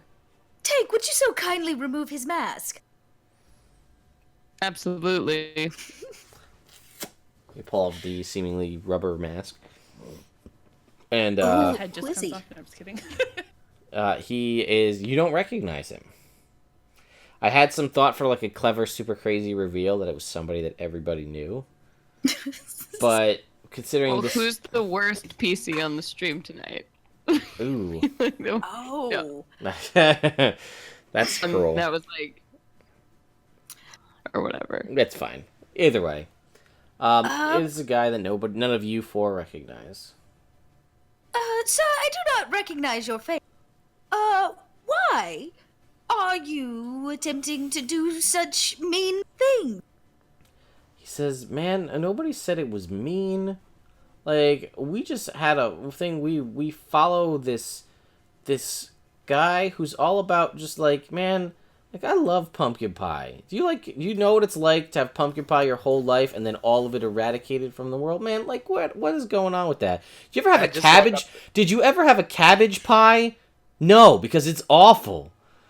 I walk up to him Yep. and swing my warhammer on his leg. Oh, okay. You make me an attack roll, I guess at advantage, we'll say. Pulls them in the grapple. Yeah. So No. So you're basically holding him still long enough to... Yeah, roll damage. Jesus. people still until other people Then decide what to do about it. I yell in his face, "Where is he? Where's Gordon?" You are... Oh, wait, you are a Tempest Cleric? Yes. You're gonna add 2d8 extra thunder damage to that attack. Oh, yes, I can do that. Yes, if you want to, but... Nah, I want to keep him alive for Does the it moment. smell amazing in here? It does. It smells phenomenal. To the players. The gargoyle, I don't know if the gargoyle or the warforged has senses of smell. I don't believe I would. But Have a sense of smell. Sure. Princess Penelope is loving the smell of this room. It smells like a fresh candle. Rurik hates it. Yeah. Yankee candle. It is pleasant. So what did smashing his leg achieve? He's like, Intimidating man, him. like, dude. He's like, we just want, like, pumpkin spice and, like, maybe, like, I mean, nobody really likes squash, but, like, it's okay in soup. And he's just like, we just wanted that back, man. And, like, to bring that back, we need the guy who did it all, but we were gonna, like, control him. We weren't gonna, it wasn't gonna be bad. It wasn't gonna be like last time. We were just gonna do it because we just wanted to chill out, man, and have our, like, he's like, also, my leg is broken, and I literally can't even right now. I just... God. Um, Eight kids, stoners, trying to drink.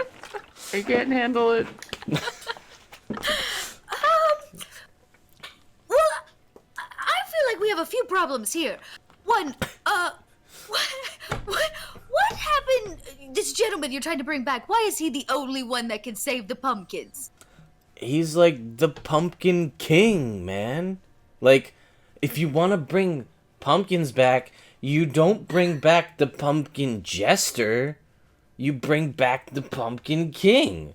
Well, King what about, of like, pumpkins. Like, a fairy godmother who turns things into pumpkins. because I've never heard of that. Like, he just completely loses all of, like, the stoner facade. He's like, I've never heard of that. That's like a reverse fairy godmother. I mean, there's got to be another way. He can't be just because he's king doesn't mean anything. Take it from a princess. The most convincing argument I feel I've heard tonight. The king doesn't know anything. Take it from a princess, which I gain all of my power from my father, the king. Daddy. What does it take to bring this fellow back to life, other than chanting and spices? And he goes... Rurik turns to her when she says that. She's like, what? And, like, with, Why would like, he do fire in his little dwarven eyes and his crazy hair lit by the orange jack-o'-lantern glow. What? As he turns around to look at you. And he's just like, man, like chanting and, like, you need spices. And we did it, we thought, and he, like, looks at all of the dead dust of ashes of people he was working with. And he's like, we needed...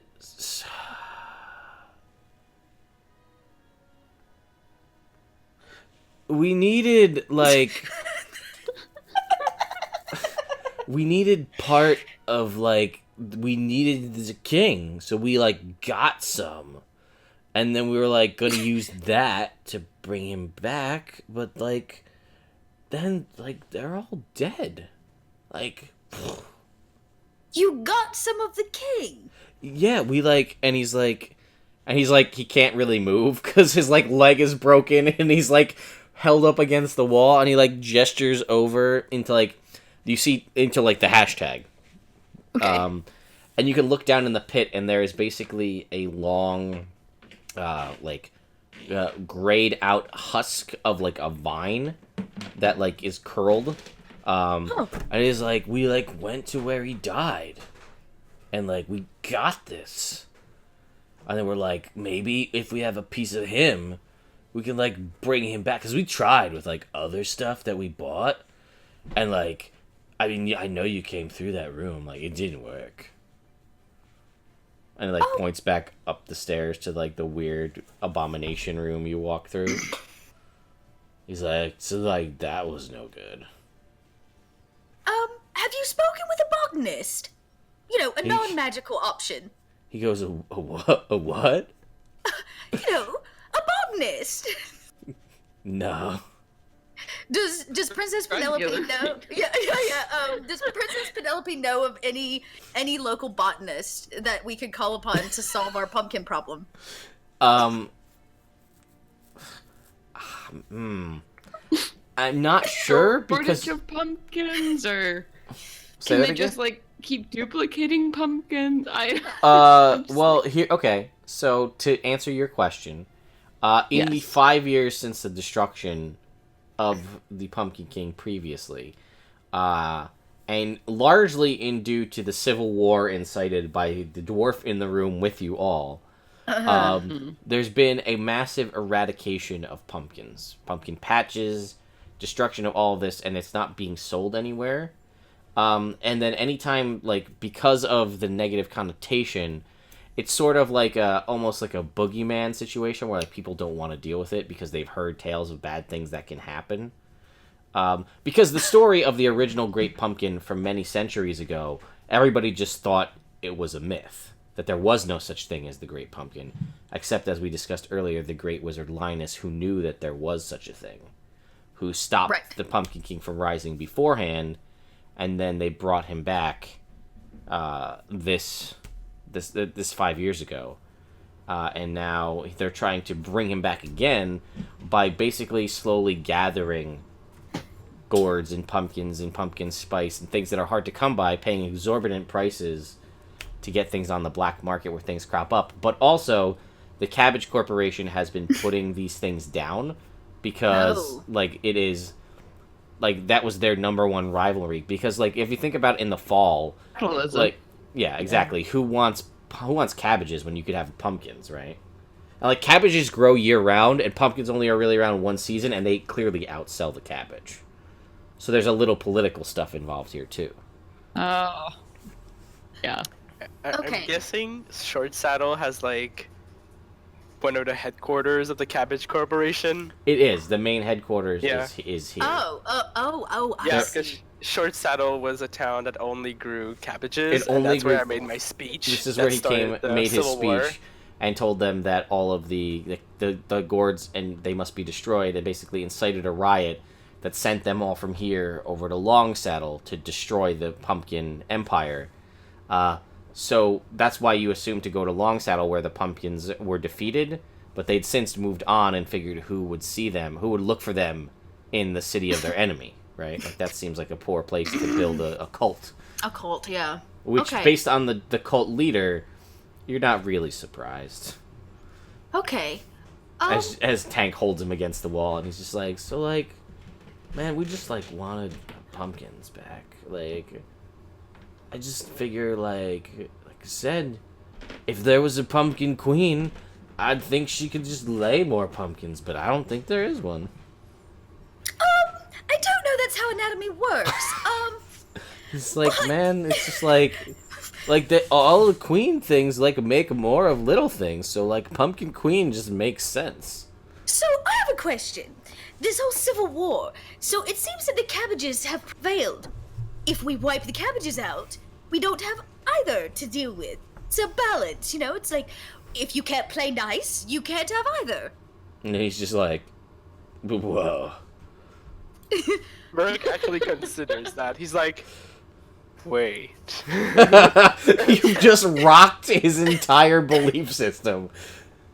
So maybe this, cabbage corporation, we should wipe it out and then start from the ground up again. And he's like, okay. He's like, but, like, I can't help you because you killed all my followers. Right. And he, like, points we at did the do ashes that. behind you guys. And he's like, Burning. and he's like, oh man, I'm gonna have to, like, tell their moms. Tell the yes about that. It's a short bummer. He's just drawing things in the ashes. Oh my god. So could this corporation, is it easy to find? He They're- goes, like, yeah, it's like the big building with, like, the cabbage on it. Right. It's like upstairs, like, not like this, like upstairs, but not like upstairs. Right. Guy. So okay. Is there a leader of this corporation? Yeah, like, I think his name is, like, Cabbington. I don't know. Cabbington. Maybe. Great. Princess Penelope chooses to use a very special Sure she does. Of course she Majesty does. voice, right? I'm about to screw this up. And she's gonna put a bounty on the head of Cabbageton or whatever his name That's is. a thing you can do? And it's a thing I can do. Of course it is. And my daddy pays. Oh, of course. Daddy pays for it. But so this is how it works. So basically, I permanently give up the Majesty points necessary to put the bounty out there. So 2 points until the bounty is fulfilled. Those 2 points are not restored. Gotcha. So all expenses for the bounty are paid for by the coffers of the kingdom. Once the bounty's claimed, I regain the Majesty points. So yeah, I would like to send a message to the officials of the kingdom. Okay, we can do that when you exit out of the basement of the cult headquarters. And I just, Right. like, I love watching Celeste's reactions to any time It's like Princess Penelope does anything. so ridiculous. Yes. Enjoy it so much. It's so ridiculous, you guys. When I found this, will be the only time ever Mhm. that I'm ever gonna this will ever get played. Cool. So, corporation, I feel an adventure in the air.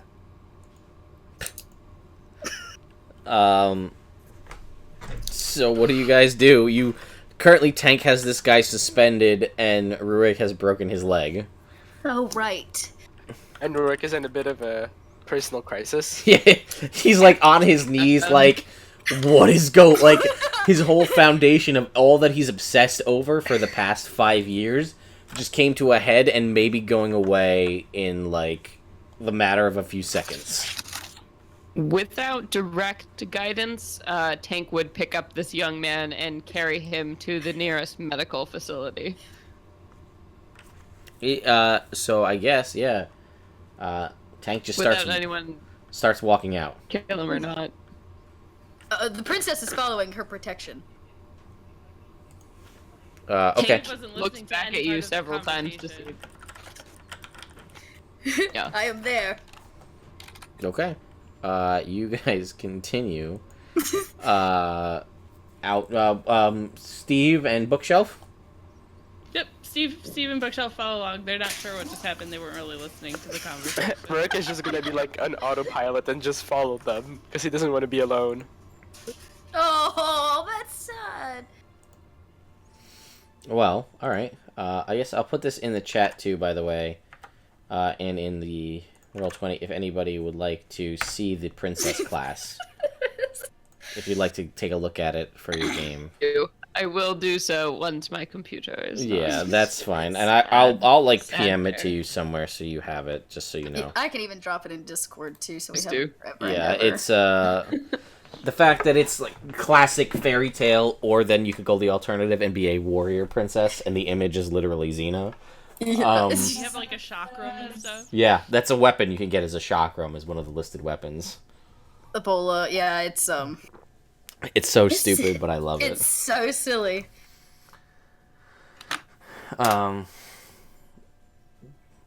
So, oh man, that cup of coffee just like blew all of the tiredness away. So Yes, Great. coffee. I would 5 a.m. and I'm like, whew. Yeah, all I keep saying to myself as this keeps going on is like, it's for the kids. So, that's right. It's for the always. so Yeah. where would Tank is carrying this kid away, with the broken leg, and what are the so you guys are just all following along and you're heading Tank to the nearest medical facility. Correct. Yes. Okay, so you basically go back through the whole way you came through. All the while your squirrels are chittering in your mechanics. What to do about them? As long as they don't like interrupt with the boy, I don't, No. They seem or anything. They're like, again, not to keep assessing Overwatch, they're like Bastion and the bird, but they're you and all the squirrels. For my Overwatch players out there, so. They're like one main squirrel who I feel like is the leader of the squirrels. Yeah, and he looks like whatever you want him to look like. So he's like a larger black squirrel, but he's got like gray muzzled around him, and he's got one of his eyes missing and like a scar down his face. Sure, he's just the badass. Yep. Yeah, the leader of the squirrels. Yep. Him, Ricardo. Ricardo? And Ricardo is allowed to, but we come to a sort of uneasy, unspoken peace. Is it bad that I Ricardo and I. picture all of these as the Gremlins? Like, with, like, you've got Scar and Mohawk, and, like, that's what I picture all of the squirrels as. Sort of what's going on, I guess. It doesn't matter. Either way, I dig it. So, it's all good. So you guys make your way outside. The townspeople have since, like, returned to their homes. You're not sure how long ago. And you head towards what you perceive to be the medical facility Tank, which is got a big symbol of a green cross, with a but as you get closer, you see the green cross is actually, rather than a singular green cross image, it is a green cross, but the cross is comprised of cabbages, and this is Cabbage Medical Facility. Oh. And upon now that you're looking around and seeing it, you see like Cabbage Mart, Cabbage Medical, Cabbage Pharmacy. Like, it's everything in this town is branded Cabbage. Oh my. Well, if this is the only medical facility, I will take him to this one. The princess pauses you before you go, wait. We should not interrupt our plan. She says, bring him close. He is in need of medical attention. Are you certain? Bring him close. I do. And Penelope leans in and kisses him. and uses another on the cheek, and uses another majestic, with lips of bliss to heal all his ailments.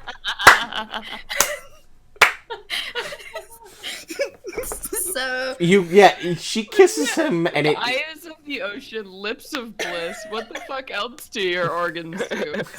Soft whispers, like What was the pale flesh one Boobs called? light up and blind. that one, oh yeah, the pale flesh is called that one I can't remember. That one's like reveal. God, I've had to keep this whole thing open because I can't remember all the things. Fairy tale was that one's blinding beauty. Blinding beauty. Blinding beauty, eyes as the ocean, gold. Yeah, hair of gold. Yes. We broke Celeste again. I know, it's great. So I heal his ailments with my lips of bliss. You kiss him with your lips of bliss, and you watch as his leg stitches together, and basically the compound fracture resets, and he's seemingly able to. He's like, whoa. He's like, that was some kiss. And he has like the worst, most unattractive Seth Rogen laugh. Oh, not the Seth Rogen laugh. Yes, fine subject. You are going to keep quiet that we were ever here, yes? Yeah. Okay, wonderful. Can you point us in the direction of this corporation? And he like points to the large cabbage-shaped building. Cabbage-shaped? Like it is a large circular building, and it looks like basically 100-foot tall cabbage. Oh, wonderful.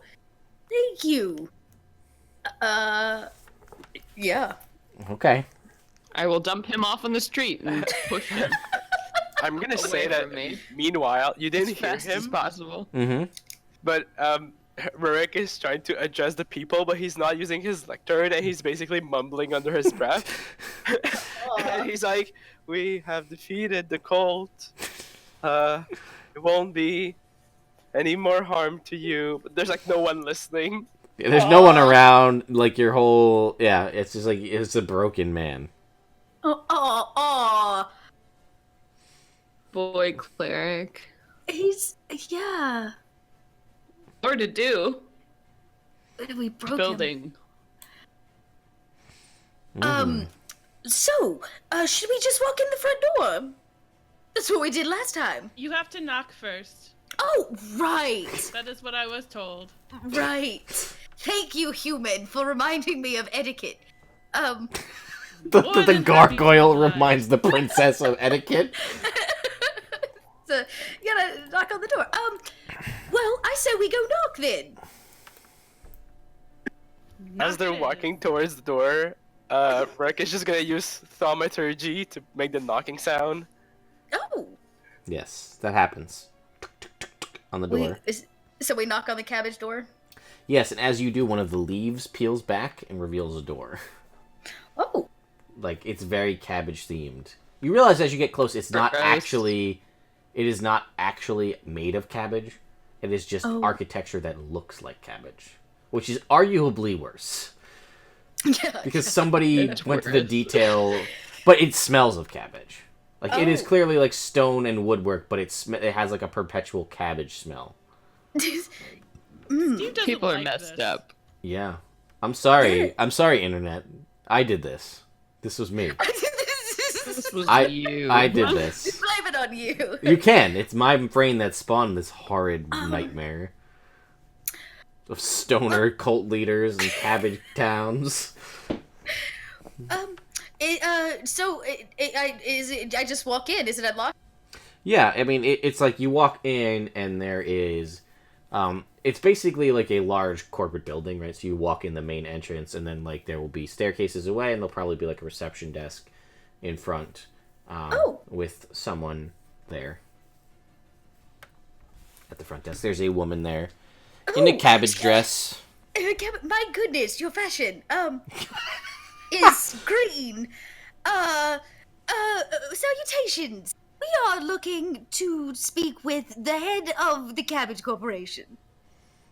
And she like looks at you like, oh man, like who's this chick who comes in, but then takes a look at your appearance, and apparently you seem to have some clout to you.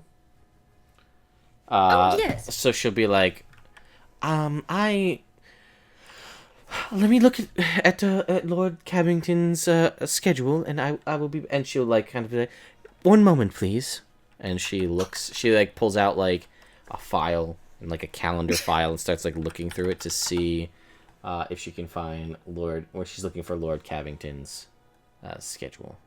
And she says, Lord Cabington. Yes, and she looks at it and she's like, oh, I'm sorry. He has a meeting with his children at the moment. Oh, his cabbage children. Yes, his Cabbage Patch Kids, yes. Well, that's actually that's actually. Oh, I can't lie to her. Why? I can't lie. Well, we are in dire need of a word with him. Could you tell us where he's meeting with his Cabbage Patch children? In the Cabbage Patch. And she says, "Oh, I'm sorry, you're not from around here. That is the daycare, the Cabbage Patch here in the building." Oh, yes. I and broke what floor Celeste is that again. on? At least they provide childcare. I mean, he's not nothing. She says, Lord Cabington is nothing if not forward-thinking. Work-life balance is important.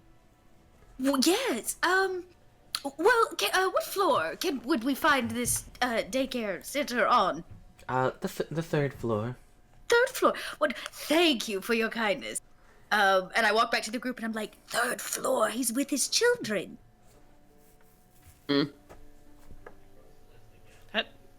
Okay.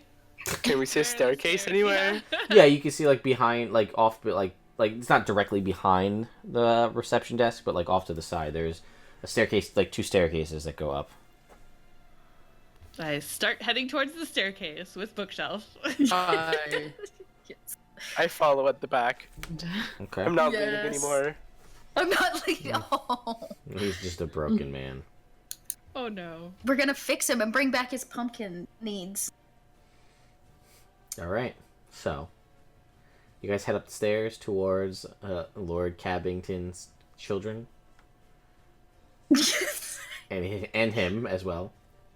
Yes. You make your way up to the 3rd floor easily, and you continue down the hallway till you see a sign written in like children's bubble letters, and it says the Cabbage Patch, right? And it has like it has a picture of basically a Cabbage Patch Kid, like with the cabbage leaves like posted up next to it. I have you know that I went through many iterations of how this part of the story was going to go. Sure. One of the iterations was literally Children of the Corn, but they were Cabbage Patch Kids. That was one of the versions. That didn't happen. I'd have found that more acceptable. Well, the funny is, this isn't the... Never mind. Anyway, you continue down. Yeah. There's 3 hours good. after this. 4 hours after this. Yeah, we gotta. Something will happen. Can we just walk in? There's a guard at the door and he says, I'm sorry, I'm gonna need to see your IDs. We can't just let unauthorized people in there. There are children in there. Oh, yes, of course. Well, we are. I am the princess. That's the first thing she said. I'm the princess. She is like Cher. She is the princess. There can be only one. Yeah. Obviously. And my credentials. Yes.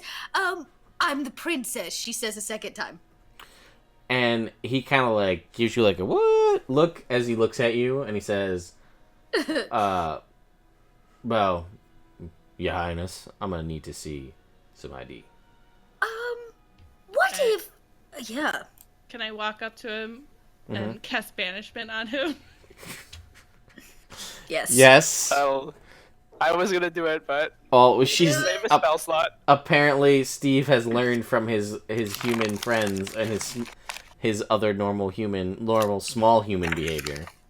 Yeah, this is what you do to people who stand in your way, right? You also missed out earlier where Steve talked to an elf and thought it was just a deformed human because he thought that all humans, everyone is humans, Yeah, just everyone different, is a human. just different variations of humans.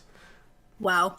A very big armored human, and then another deformed pointy-eared human, and a short human. Yes, your banishment works, and you banish away this guard. Cool.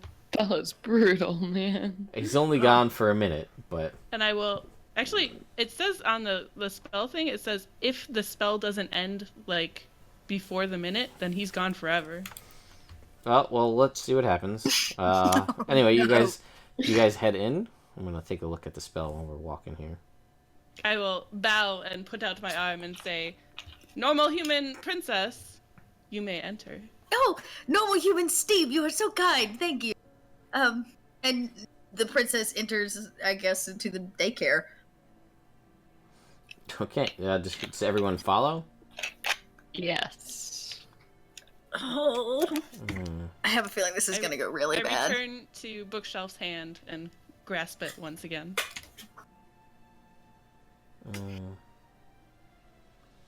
The spell ends before 1 minute has passed. The target reappears in the space it left with the nearest occupied space. Yeah. Well, we'll see. Either way, you walk in and you see there are several children playing in various things. There's, they're in various ages as children. And, like, you walk basically through, like, a toddler. You're in, like, the toddler room, as it were. So, there are kids there playing with various different toys. You walk past, there's, like, the infant room. So there's a bunch of, like, cribs. It's not necessarily, like, the true infants, but it's, like, younger kids. And they have, some of them are walking, some of them are crawling, having bottles, playing with toys. And you walk past and there's more like an elite kind of room behind the door. And it's basically says like Cabbingtons and like with a reserved sign underneath it. And it's you can't actually see through where this door leads to. Because it's solid walls here. It's been all open where you were. And this is like a walled off section. I'm guessing we're noticed pretty clearly. The thing is, at this point, you are noticed, but for the most part, the women running the daycare are so busy with the amount of kids that are there because the cabbage They corp. also probably assumed that the guard let us in, so we had the proper credentials. Also true. Okay. Yes, we are clearly the parents of these children. Of these two, yeah. Oh my god. Can I pick up a child? No, I was kidding. Oh no, child stealing. We have decided to adopt. Can we? Is there any way to identify the children of, what is his name, Cabbageton or whatever? You don't see. Abington. You don't Abington. know, but you also don't see him either. Yeah, he's probably in the room where Behind the door there. Like, yeah. Behind the door. You would guess. Let us go behind the door then. Yes. The princess knocks. And you hear like, a rumbling, like a scuffling inside. I think my wife's making bacon, and I set off the. Oh you yeah. knock on the door and there's an alarm. An alarm goes off. Alarm goes off. My God. That's how real it is, guys. I know. Baking time. That's like when the cell phone rang before and we turned it into a chainsaw. You guys missed that. The whole reason the chainsaw appeared was someone had their phone next to their mic and it vibrated and it was like zzz, zzz. And we're like, and a chainsaw, and I was like, screw it, yeah, a chainsaw shows up. And a small child answers the door and opens it up. And it is a little boy with kind of hair that sort of like goes out to the sides, almost like in a Wolverine style hairdo. He is maybe 4 or 5 years old. And he like opens the door and he looks up at you and he goes, "Wow, you're pretty." Oh, how sweet of you, furry child. We are here to talk to your daddy. Is he around? And he goes, "Yeah, he's right here." And he like grabs your hand Oh, and he like will lead you in. wonderful. These are my friends. Can they come too? And he goes, "Sure, Daddy likes company." Great. And he leads you in. And you walk into a room past like this is like kind of like a room. It's got like a nice soft kind of like padding down on the floor, like a It's more of like a playroom, and they lead you through into another room where there's like a couch. And as you walk in, you like peer in through the door, you see that there are another 6 children sitting on the ground like this, and they're what you assume to be Lord Cabbington is in an armchair with one child in his lap reading them a story from a book. Oh, just admittedly, Yeah. take a very long time to do. He has to turn around, back up, and then go boop, boop, boop, boop to get into each of the doors as he's carefully navigating his tank body. Sure. Oh, yes. Takes a while. It For could sure. be a little bit behind everybody else.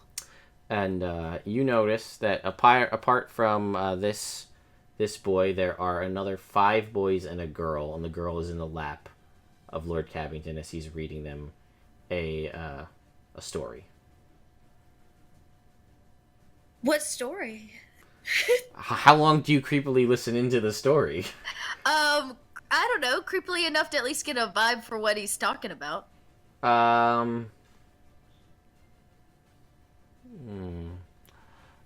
You hear the name Elminster come up.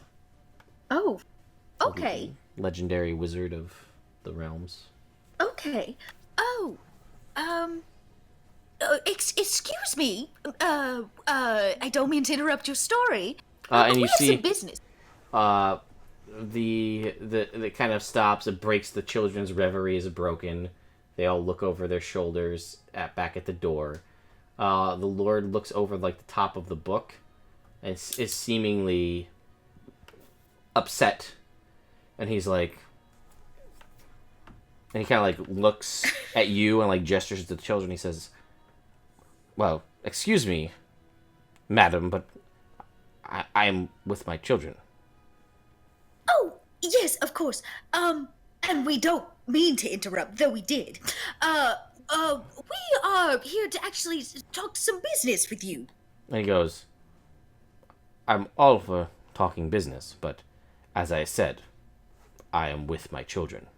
We can This- speak in front of the children. And he says, "Or we can speak after. I'm sure whatever business it can wait. I'm spending time with my children."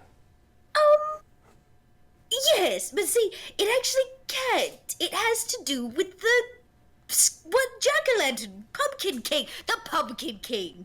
And all the children like gasp in horror. Oh no. And like the one like lets go of your hand and recoils. It has to do with us stopping the resurrection of the Pumpkin King. And he like his eyes get and he's like, "What are you talking about? Like, shut up!" And he's like clearly quite upset.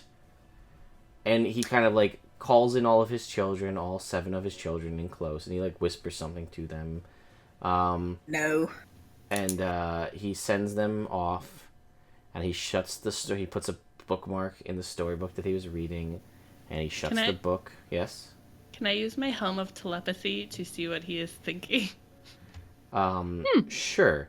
What the fuck?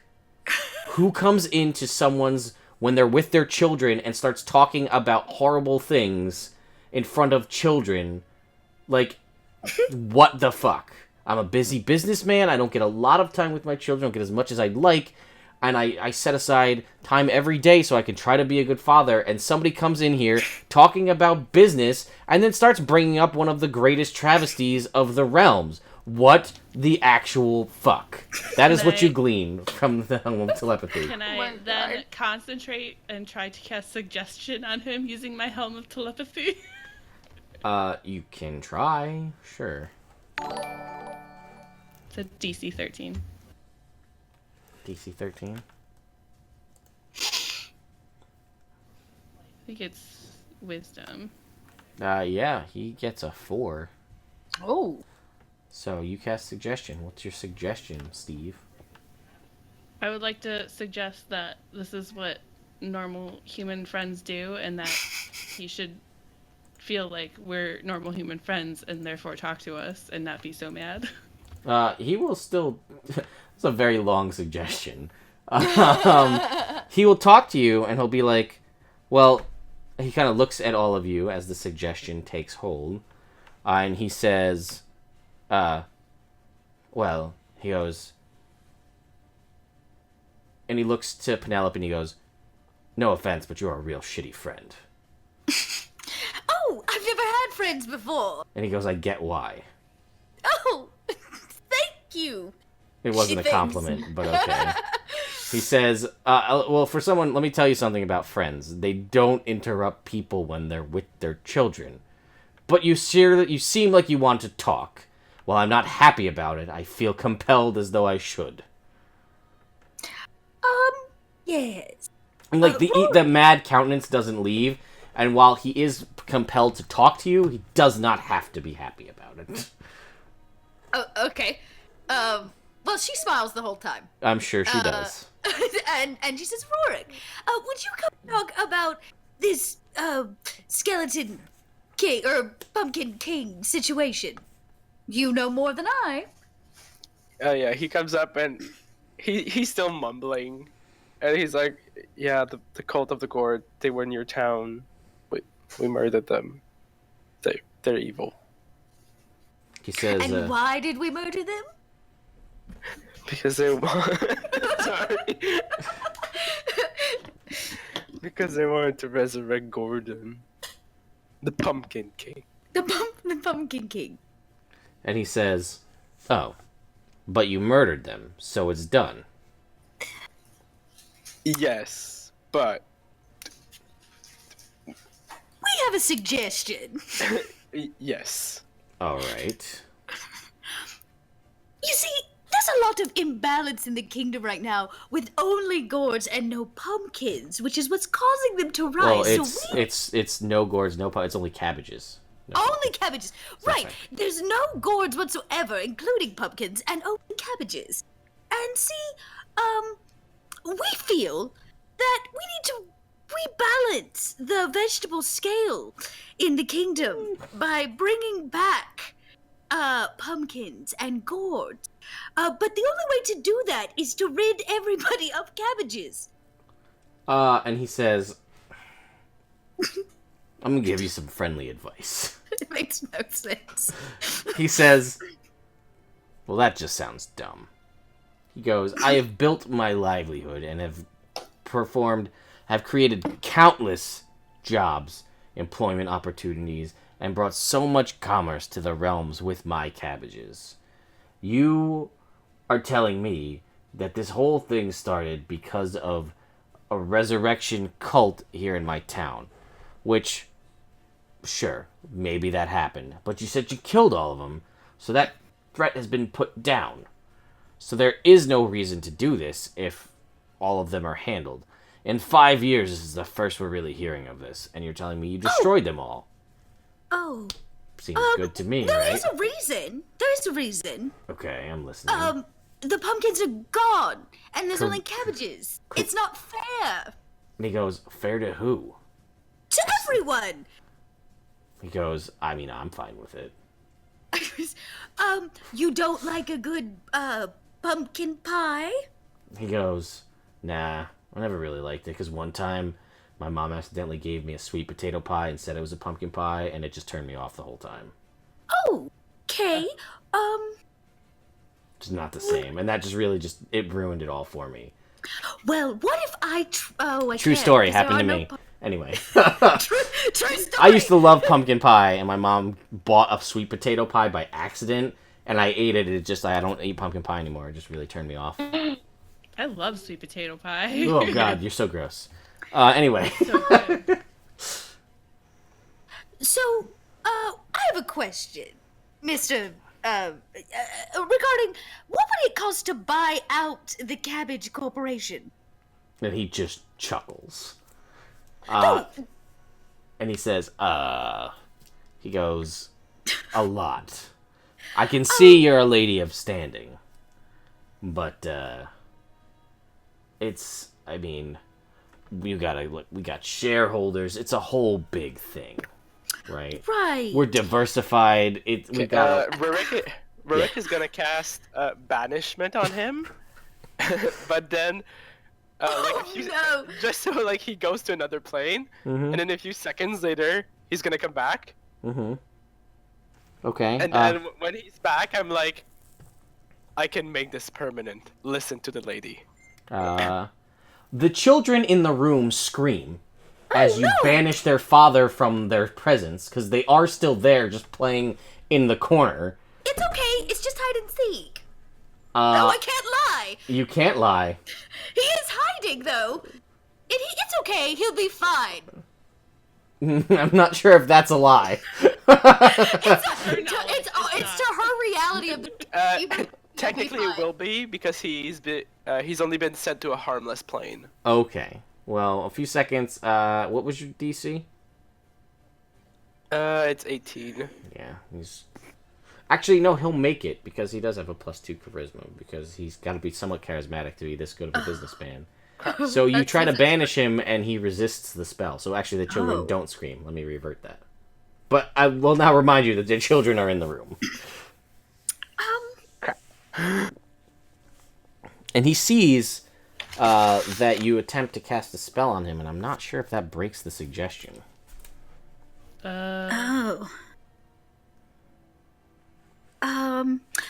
It's just damage. Yeah. Just damage? Damage the target. Okay, so he's still suggested. Oh god. She proceeds to look him right in the eyes, and is gonna try to charm him too if this doesn't work. Of course she is. Go ahead. Why not? That's all I've got. What does he have to do? He has to make a... He's gotta make a wisdom DC of 17 or higher. He does. Oh, no, he's not. No. Yes, he does, with 1 wisdom. Yeah. 17. All of a sudden, it seems that your magical impulsions, perhaps he's becoming resistant as they keep stacking up. Are we trying to kill him now? You say out loud, and the children scream. In front of his children. And the children scream again. We're not going to kill your father yet. And the children scream again. And now lie. you hear a mustering and movement and scurrying outside of the room that you're in. So as there's been several instances of children screaming. Right. So I want to be really honest with you. I put a bounty on your head. Now, we can either deal with this as business people, or I can let the bounty stand and we just go about our way. I'm trying to figure out how one answers that. So, yes. So we can have a general discussion about how to bring pumpkins and cabbages, or gourds and cabbages together. Or I can leave the bounty on your head and let somebody else take care of it for me. And he says, well, since you're so nice to give me the option, he says, I'll take my chances with the bounty. Oh! Okay, gang, roll out. She learned that from Donnie. I did. So I'm gonna leave the bounty on his head. We don't have to kill him. But we can. I accept this as my official orders, so I will escort the princess outside the building. We're not killing this. We're gonna leave it up to fate. He can fight the assassin or whoever goes after him, I guess. Yeah. Rurik is conscious that the kids are there, so he's not gonna kill him yet. Sure. It is a charity stream. Hey. For the children. Try not to scare the kids. I'm trying to figure out how to roll out, as in he's doing like tumbles. As this 900-pound stone gargoyle is trying to roll across the floor. Oh, man. Hardwood floors are ruined. No. So, what do you guys do? Well, he was not very friendly. There are other ways of taking down a corporation. Man, if only I had more spells. Yeah, right. Such as poisoning his crops, or, you know. Rurik is proficient in destroying gourd fields. Vegetables, yes, yeah. Vegetables. We could burn down the building. It wouldn't be much trouble. Yes, that's an option as well. There's also, I mean, I'm out of ideas. We can burn it to the ground. That's the building drops. Seems like an easy option. We could start a mutiny inside the corporation. That seems efficient, yet complicated. Oh, exactly. Given we have left of mission time. So, burn it to the ground. Okay. Alright. So you guys Sounds like leave. a Flame fastest way. strike Oh. everywhere. Oh, okay. So you are outside, I assume, Yes. right? And then Steve, as you say this, without a second thought, Steve just sets fire to the building with a flame strike. Not waiting for darkness, God. not waiting for the children and the innocent people to leave, just sets the building on God. fire. Dang, would you mind shouting out about evacuate? Ah. Evacuate! This building is on fire! Evacuate! If you value your lives, citizens, you will evacuate to the streets. I get a very GLaDOS vibe from Tank at this moment. And then Steve will move around. Hey, I'm to the other doing side it. of the building and I like it. cast Firestorm as well. Yes. Ooh, what is this? Pancakes and syrup in it. Look at this. Bacon. Oh my gosh. Claire, you are the best. What? Funfetti pancakes? What is even happening? Oh my god. Oh my gosh. So jelly. So much pancake love. Yes. So you guys set fire to the Cabbage Corporation. Oh, the kids out. You see them eventually get evacuated first, along with the elderly. Have we seen Cabbage didn't come out? Not for a while. He's actually the last one to leave. And he's Oh. actually Okay, if helping. he's the last one He's to actually leave. helping a elderly woman. He's carrying her out of the building. Oh. Okay, well, too bad for her. Oh. No! Rurik is gonna cast Gust of Wind to push him back into the building. You guys all watch this happen. So he has to make It's a strength save. it's a saving throw. I'm just trying to find what it is. It's dexterity. It's either Dex or Strength, I think. Strength. Oh. Oh no.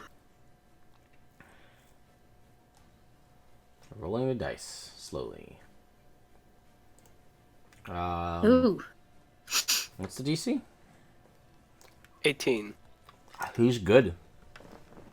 Okay, well, at least it's difficult terrain for him. Yes, it takes him a little while. Him and these poor elderly old woman move at half speed through your tunnel of wind, which the entire town sees you casting and blowing him back. Because it's not like it is a tunnel of wind that is blowing out from you, swirling, pushing the flames and everything back. So everybody sees you do this. Also, I have to roll a percentile to see if I extinguish the fire. Okay, go ahead. No! So that can be my excuse. Good call. Let's see it. Okay, I'm gonna say below 50, it extinguishes it, and above it doesn't, Okay, or something. sure. It doesn't. So you don't put the fire out. You just look like an asshole. As you're blowing this man and this old woman backwards. And, again, everybody sees you doing this. Your party maybe doesn't care, but the rest of the town sees this. So, that happened. Wait, say that again? Oh, I said that happened. Oh, yes. Is the building still afire? It is. Yes. His gust of wind actually added, they basically accelerated the fire due to the tunnel of wind kind of roaring up the flames. Okay. So, I guess this will provide additional motivation to listen to us in the future. Yes. yeah, I mean, this isn't exactly a horse head in your bed, but it's damn near close to it. Right. Yes, it doesn't work. Your damn corporation. I'm just gonna eye him as he's walking away. And you Just see, like, keep staring at him. and you see him help this old woman over to a younger family as he like helps her walk over. So, and he seems to go back and he's at like this checking point- on people. Yeah. Sorry, what was that, Celeste? I would like to turn to the princess and be like, I think we have satisfied the urge for adventure this day. Perhaps we should depart in some level of peace and safety before things get worse. Yes, I am feeling a bit tired, and I do need my I feel like that's a fair day's adventuring. Mm-hmm. Absolutely. We just leave it ablaze as we leave the town. Shall we go? Can we cool guy walk away from Beating the you. burning building? Yeah. Sure, you I can think no we look cool walk. guy walk away. Yes. So I feel like at this point, as much as I don't want to say this, I feel like we've buttoned up this part of the stream with destruction, wanton vigilantism, and destruction of property, and questionable consciences, as what is seemingly a good family man, good person, and businessman has watched his empire go up in flames due to possibly a misunderstanding? Probably, yes. Rurik, you are again Likely. continuing to question who you are. Because you are the cabbage, you were the proponent of cabbages to destruction of gourds, to which you kind of heard from a cult leader of the Gordic cult that, like, maybe we should just clear them both out and start over. Then you go flip sides 180 to attack the Cabbage Corporation, which doesn't seem to be that bad. And then you set it on fire, almost killed an innocent old woman and the leader of that corporation, and then just walked away. Yeah. So, We won, right? Yeah, we win D&D, yes. Yeah. But the so playing field is leveled now. For cabbages and for gourds. Yes. Balance has been brought. Rise of chaos and destruction. mhm. Order will form. It'll be great. Yeah, I think this is This a couldn't very... possibly go wrong. No. Just as a heads up to you guys here, if you're listening on YouTube, I just had to stop the stream momentarily because it got all choppy, but this should fix it. We should be back live in about 2 seconds Cool. here. We are back live. That's just fine. So, yeah, with that, I think we're going to button it up. And we're going to lose Celeste, unfortunately. Oh, no. Bye. But I'm so ready for sleepy times. Yes. I Thank bet. you. This was so fun. I'm glad you could be a part of it. I'll have to maybe get you back for a couple more sessions whenever we do the next one. This is going to be a yearly. Absolutely. This is going to be a yearly thing. Yay! I do. I mean, this is the second year we've done it, so I can say that this is now a yearly thing, right? Because we've done it twice. Wonderful. Thank you so much for having me. I appreciate that, Celeste. Before we let you go, why don't you tell me in the internet a little bit more? Again, we did it at the beginning, but we'll do it at the end here because it fills time. Where we can find you on the internets. Yeah, absolutely. So I am Celeste Konowich. You can find me usually. I run a actual play D&D 5th edition podcast called Venture Maidens. I'm the dungeon master and producer for that podcast. So you can find me there on iTunes or wherever podcasts are free. And then we also stream our recordings live every other Wednesday on Twitch. And then on those off Wednesdays, we run another show associated. So every Wednesday, find us on Twitch. Venture Maidens. Check out our website, theventuremaidens.com. Or if you want to chat with me, follow me at ckonowich on Twitter. Yes, and you, I mean, just as a point, you guys were part of the Podcasts of Annihilation from Wizards of the Coast. were the Dungeons and Dragons Wizards of the Coast podcast of Annihilation that recently happened. So you can actually also find us on the Wizards of the Coast podcast feed if you want to check us out there. And yeah, you should check it out. Because I know of like a super awesome like guest star that may appear on a future episode of Venture Maidens. Someone may appear in a new episode, and that would be pretty cool. Yeah, if like you're a fan of this stream, like a very handsome bearded gentleman, perhaps. Oh. Gentleman. As one could, we'll just as for example. And who knows, a very talented, beautiful. A blonde lady may appear on a future stream on this channel, so you never know. Oh. Yes. Got a lot of crossover stuff going on. You gotta be on the lookout for that. A lot of things in the air. I see what happened. Mm-hmm. So, as you guys are walking off, cool guy walking away, Steve, what is your final comment about this? Because I feel like Steve's got a good one-liner for all of these weird situations that are not really one-liners. They're just like observational comments. As you walk away, as the cabbage corp burns to the ground. Oh man. I don't think I have anything for this one. I don't have anything. I wasn't prepared. Okay. It smells like cabbage in here. As Steve says, smells like cabbage in here. You'll have to bear with me on this. Princess Penelope Periwinkle explodes. Oh. In a bloody explosion of guts and viscera. Oh, how fun. Wait, isn't she playing next? Oh, yes. Yeah, it's her ring. It's her ring. What? It's my ring? It's your ring. You see the ring drop on the ground. Tank is at a loss. But as... Princess just went pop. Basically, you see, like, the from, like, walking nearby, the stoner Jack that you saw is like, oh my god, they killed the princess. Those bastards, and he walks away.